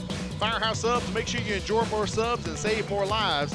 A portion of subs purchased at Firehouse will go to the Firehouse Subs Public Safety Foundation. So thanks to Jim and Susie Sherman at the Green Light Road locations for taking care of us tonight with Firehouse Subs. Big time drive, producing points for the Hurricanes, and coach decided not to go for 6. Wanted to go for 3 instead, and it wound up paying dividends as they cut into this 28-14 lead. Now it's 28-17 with exactly 10 minutes. So Bart Sessions decides to take the points and get some type of positivity for his Bryant Hurricanes as Citronelle comes back into the ball game. Corey, as I look back over my sheet, both of these teams had the ball numerous times in the 3rd quarter, only producing 2 touchdowns. But on the first series that Bryant has here in the 4th quarter, they get 3 points. Yeah, it's huge. I mean, anytime you can produce points, you just have to sit on this defense now. Let this defense rise to the occasion and get Citronelle behind down and distance-wise. That's what's going to be important. Pacey Taylor with the run. He picks up about 3 or 4 yards. Be 2nd down and 6 coming up here for Citronelle. Positive yardage on 1st down, but the Hurricanes cannot allow positive yardage on any down as they're scratching and clawing, trying to blow their way back into this game through that Hurricane strength of defense. Quick pass out to Jordan Dees. He runs into his own player, trying to set up the block for him, and he can't go anywhere. Take a look at the 3rd quarter statistics here, Corey, as Citronelle continues to gain more yards through the air and on the ground. A very balanced attack, total of 304 so far. But the 11 penalties for 79 yards have been very costly, but you look at the passing yardage, 149 to 10, very impressive by this balanced Citronelle Wildcat offense. Mm-hmm. Yeah, scoring summary right there. As Bryant kicked the field goal just at the start here of the 4th quarter. Pugh on the carry. Picks up a couple, not enough for the 1st down. Decision time coming up here for Jason Barnett. Will he go for this one, or will he punt again? We've only seen them punt 1 time tonight. Flip the field, punt it. And looks like he's going to roll the dice. As, you know, Tommy Tuberville was known as the Riverboat Gambler. Well, Barnett, unless he has a quick kick installed here, will go ahead and not flip the field, but go ahead and try to go for it on 4th and short.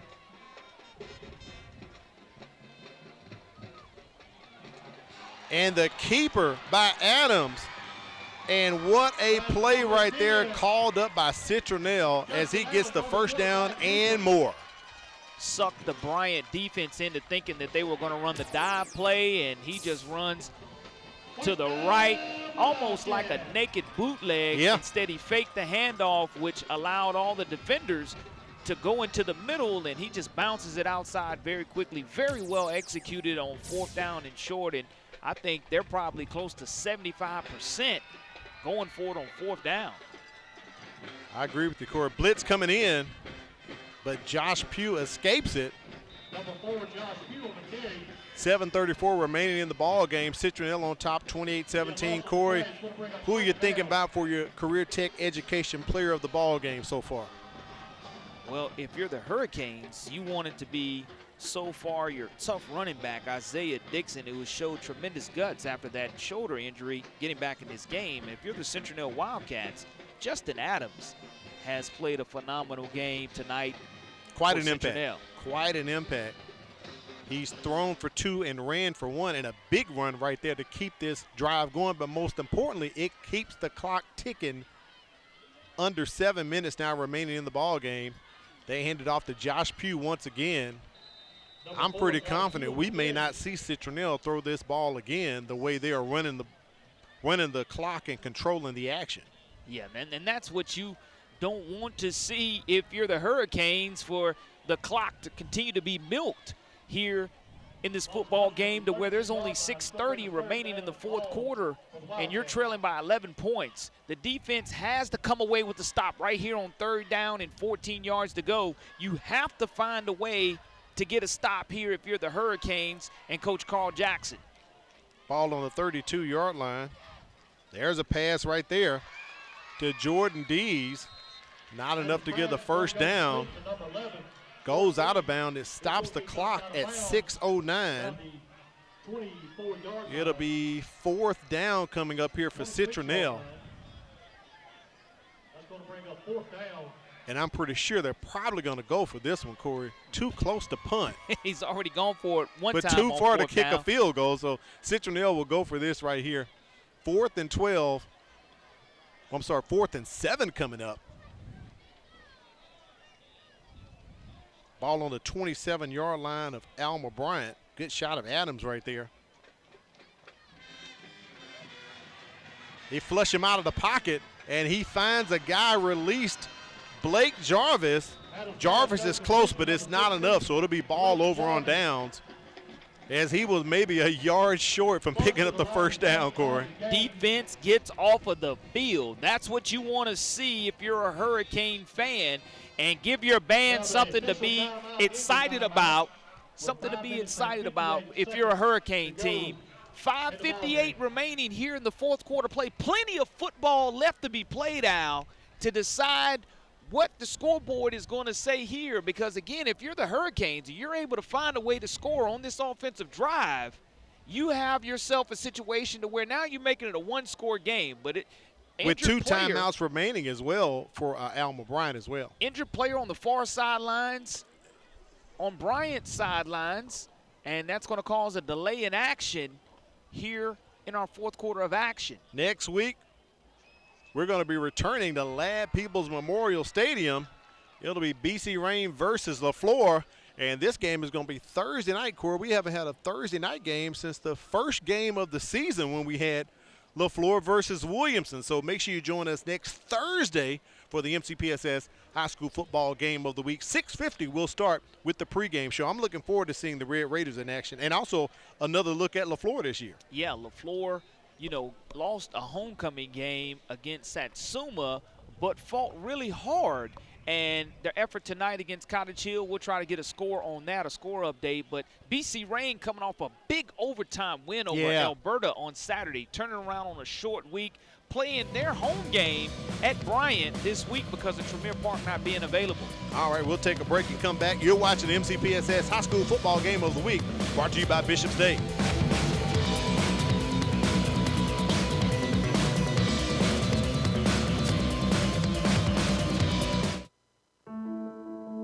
A teacher is one of the biggest investors in a community.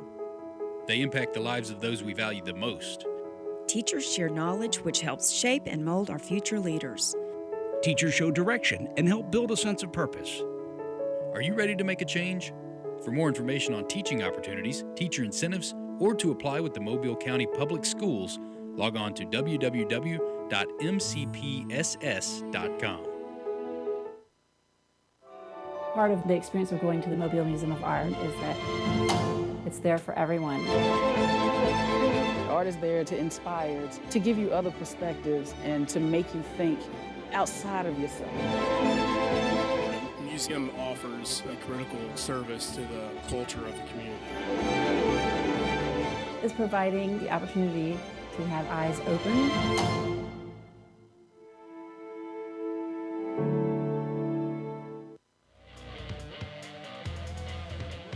Welcome back to the MCPSS High School Football Game of the Week. Bryant down 28-17, 2 timeouts remaining. Corey, they're looking to get 2 scores as they complete that ball out to Chevy Davis. And it's going to be interesting to see how clock management is going to be used here as we're winding on down. How do you want to do your timeouts? Yes. And some other scores, Blunt leading MGM 21-0 in the fourth quarter of action. McGill-Tulin 38, Murphy 0. And you have Robertsdale leading Satsuma 24-0. And we'll get you some more scores here as we have a great game here on MCPSS Television Network. That play up the middle, that's enough to get the first down. That's what it was intended to do. Move the sticks, stops the clock. There's our injured player on the sideline over there, Corey, on that previous possession. Bayside Academy leading BC Rain 28-12. And UMS Wright has defeated TR Miller. Mose leaks out of the pocket, picks up the first down near the midfield stripe. That injured player, Ahmad Al-Amin, on defense, so he went out on that previous play. Bryant on the move, moving the sticks once again, approaching 5 minutes remaining in the contest. They need to score, get the ball back, and score again. And trip receivers here to the near side. They can do it because we saw Bart Sessions tip his hat to his special teams earlier. Mose throws it deep and high. Try to get it out to Davis, incomplete. It'll be 2nd and 10 coming up. So under 5 minutes, Corey, I'm thinking possibly Career Tech Education. I'm thinking Adams for the most part for Citronelle. We're going to see what Bryant's going to do. But that's what I'm kind of thinking right now myself. Leader in the clubhouse. We'll call it that. We'll call it that. And you know, the Hurricanes just want to continue to try to stop the clock. Don't want to Busted take play. any sacks right here. Busted play, unfortunate. But you have to quickly get back to the line of scrimmage here, as down and distance are now at third down. And a little over 10 yards to go. Congratulations to the Williamson Lions in picking up a big non-region win, 39-22 over Charles Henderson last night also. 3rd and 11 coming up. Ball on the 48-yard line of Bryant. Mo's begging for the snap. That pass almost picked off by Citronelle. Could have been Johnny on the spot right there. Possibly Tim Trotter almost picked him one off, Corey. That's what you don't want to see if you're the Hurricanes, an interception thrown. But got that big mid up. Here it is, 4th down and 10 yards to go. If you're the Wildcats, you can salt the game away right here with the stop, but you want your best offensive play call right here for the Hurricanes is you have 4 wide receivers and 1 back. Defense comes at him. Is that pass complete to Davis? Incomplete as he laid out for it. That's ball over on downs with 4:19. Wow.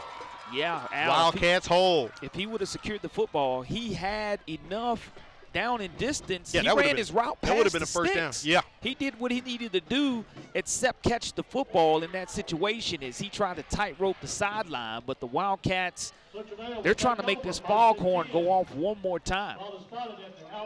Willie Gray roaming the sidelines, writing for the call news.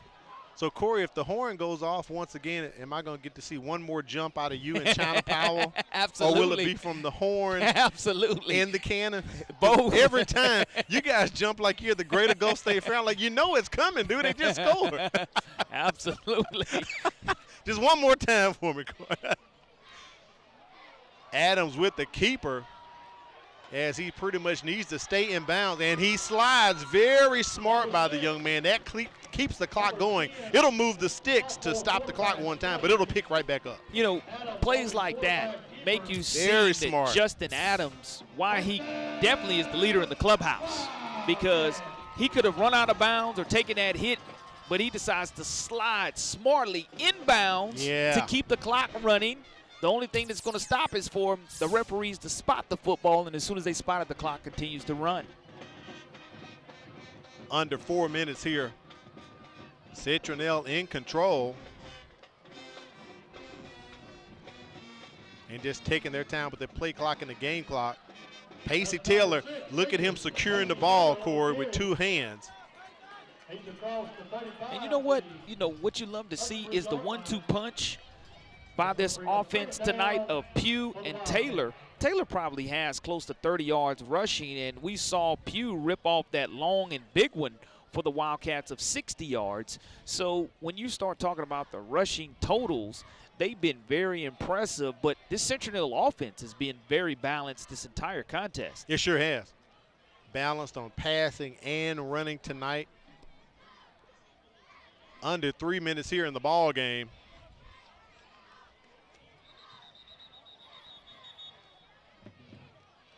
We have whistles.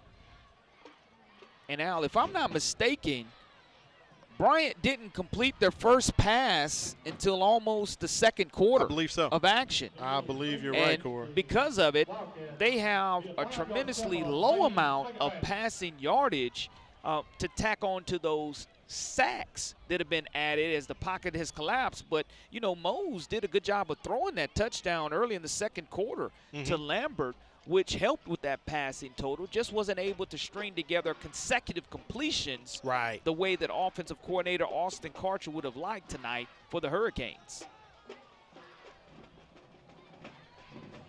Citronelle going deep into the roster on that carry. Omari York. So York getting his name in the stat book tonight, and we have a timeout called by Bryant. Timeout call on So a timeout right here called by Bryant at 2:48. We're going to check in with Kimberly with the injury update. What's going on, Kim? Hey guys, I went over and checked on that injured player, number 10 for the Bryant Hurricanes. He as well has sustained a shoulder injury. They were over there trying to locate exactly where the pain was coming from, looking around his collarbone, but all I know right now is he has his pads, jersey, everything off, and they are icing that shoulder, trying to help relieve some of that pain. He was still in a lot of discomfort. Thank you, Kim. That's Ahmad Al-Amin, plays defense for the Hurricanes. So don't forget, coming up October 11th, going to have Teacher Workday, so make sure you mark your calendar. Teachers Workday on October 11th. All schools will be closed. Kids don't have to report to schools, but the teachers will have to report to school. So make sure you mark your calendar for October 11th. 3rd and 12 here as Coach Sessions used this timeout to save some time, Corey. They want to get the ball back and try to score if they can. Under 3 minutes, down two scores here in the ball game. York still in the contest, just to the left of Justin Adams. York runs into the quarterback. That pass intended for Gabe Till, incomplete. And it stops the clock, Corey. I'm a little surprised that they were throwing that football. I'm really shocked at that one. Being up 28-17 with 2:43 remaining. Now you bring up 4th down and 12 instead of probably getting back to the line of scrimmage with the clock continuing to run. I wonder if Adams has pooch punt capability right here because Andon Lynch is not out there.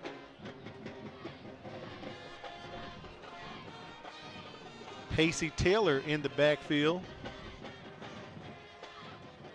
There it is, Corey. Little quick kick from Adams. Is that ball going to stay in bounds? And it does. So a nice little quick kick from Justin Adams right there. Pins Bryant back inside of the 10, ball at the 10-yard line. I'll tell you what, if you're not used to kicking the football, that is sometimes the hardest thing to do and can be disastrous. It can be. If you're not able to handle that snap correctly, or you shank it, or it gets blocked. So kudos to the young man for getting it off, and now it's going to make the Hurricanes march some 90 yards. So it's on the, actually going to spot it on the 9, just inside of the 10. Wow. So look at this. 1st and 10, Bryant on their own 9-yard line. I don't see Isaiah Dixon out on the field, Corey. Pass incomplete. Intended for Caleb Workman, our first time calling his name tonight. Lynch in coverage for the Wildcats, and 2nd down and 10 yards to go with 2:27 remaining here in the 4th quarter. But what you're going to have to do is find a way to where this Wildcat defense is giving you a cushion. They have 2 safeties over the top, making sure nothing gets behind them, and that's the only job of these safeties right now, to make sure no wide receiver gets behind this defense. Mose into the end zone, rolls out, pass incomplete, and is that picked off? Or was he out of bounds? Let's see. No official signal by I'm that waiting for that side official, and I think it was intercepted. Jamari James, let's see. But we haven't official signal. We haven't had the call yet, but it looked as if it was picked off. Let's see, good replay coming up here. Our buddy Charles in the truck. There's the tip. And they are going to say incomplete. Calling incomplete. If you're unsure, go ahead and rule it incomplete, because you said it earlier. No instant replay here. No instant replay because you don't have it. You want to go better safe than sorry, and especially being deep in the red zone there.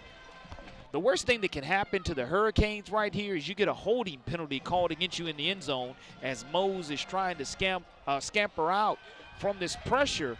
But 3rd down and close to 10 yards to go now. Timeout call by Citronelle as Jason Barnett was almost down to the 15-yard line, Corey, and I think he was just expressing his opinion out loudly, so maybe one of the officials could hear him. Yeah, I mean, I that's put what it you like have to that. do. Yeah, I mean, you can voice your opinion, no problem there, voicing your opinion and letting you know that, hey, I think that my guy stayed in bounds. I believe so. All right, Corey, it's 2:19. Let's take a look at our Career Tech Education Player of the Game. We were both thinking Justin Adams, and I'm okay with that. The young man has ran it for a touchdown. He's thrown it for 2 touchdowns, and he did a punt tonight for us as well. So congratulations to Justin Adams, Citronelle High School, our Career Tech Education Player of the ballgame. Yeah, much deserving by this young man. We saw him grow up tremendously here tonight versus 2 weeks ago, playing with a lot more confidence. The 5'10", 159-pound sophomore. Kudos to his offensive line for helping him to shine, and a great game plan by offensive coordinator Jeff Pippin in his first year. Coached wide receivers 1 year ago, but really the game plan was established by offensive coordinator Jeff Pippin, and Coach Barnett has to be very pleased with the game that this young man has played tonight.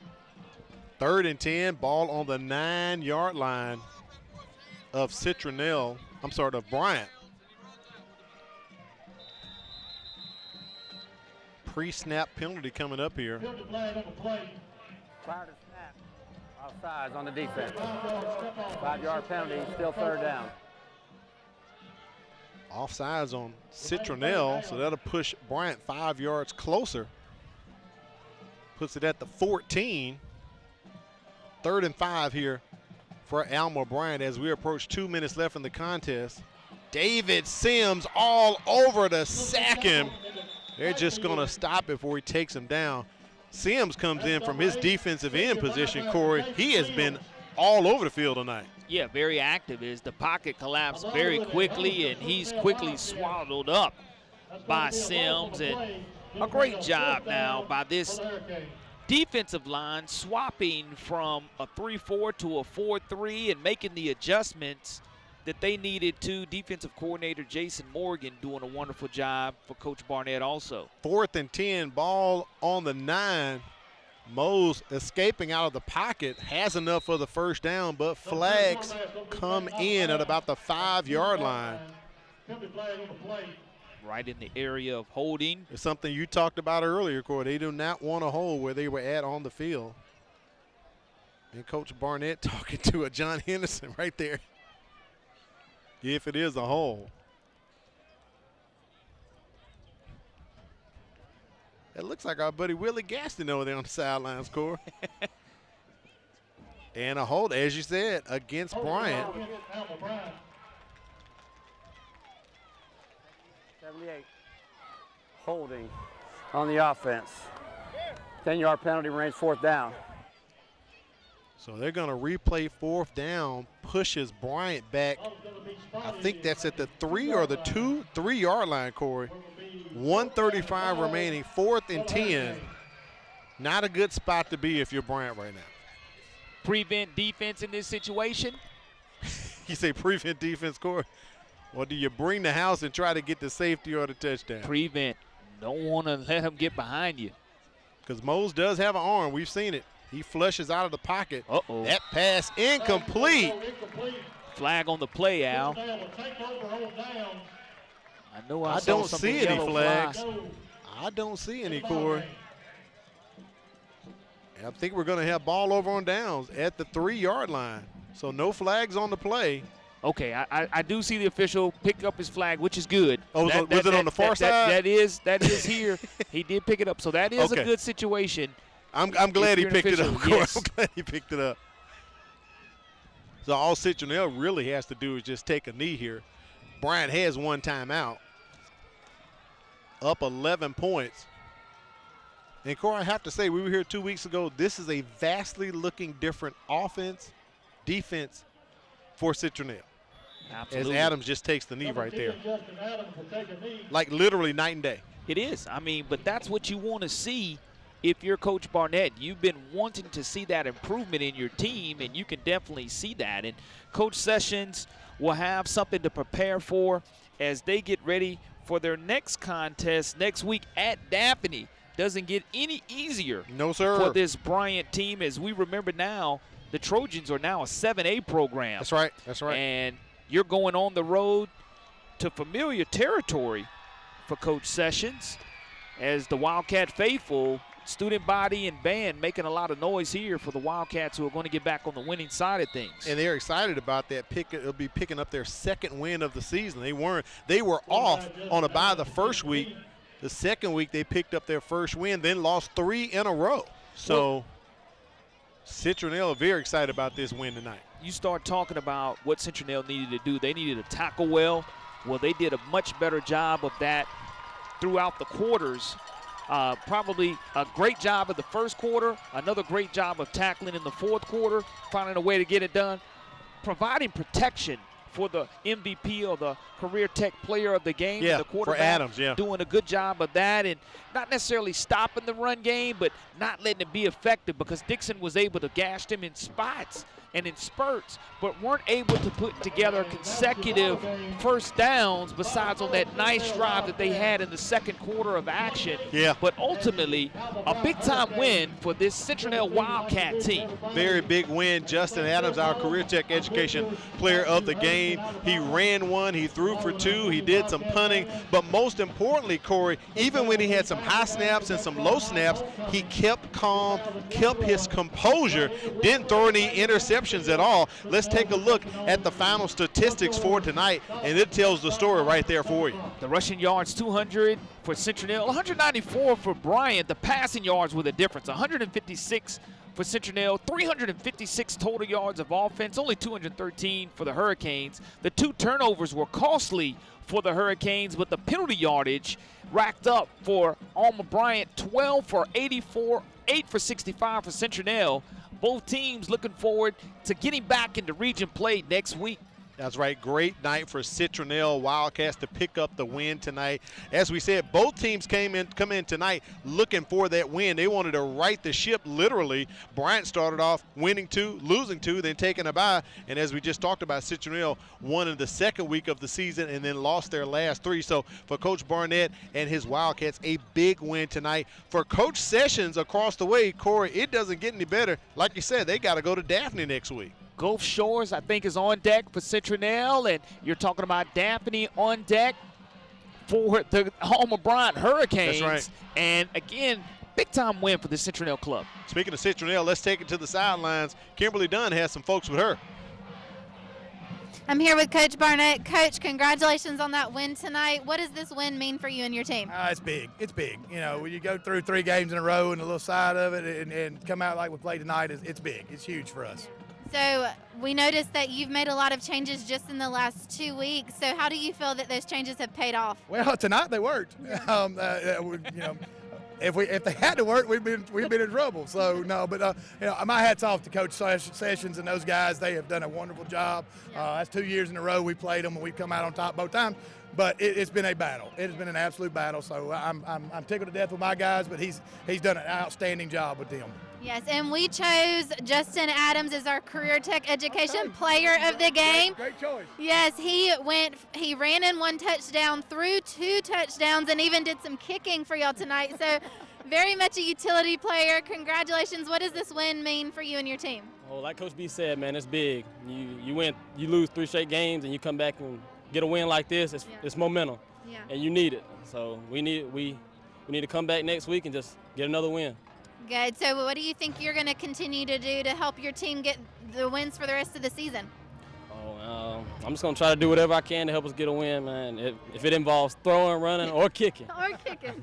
He hates that, by the way. He hates it when we call that, by the way. Well, you did a great job. Congratulations again to you and your team, and we wish you the best. Thank you guys for all y'all do for us. Thank you.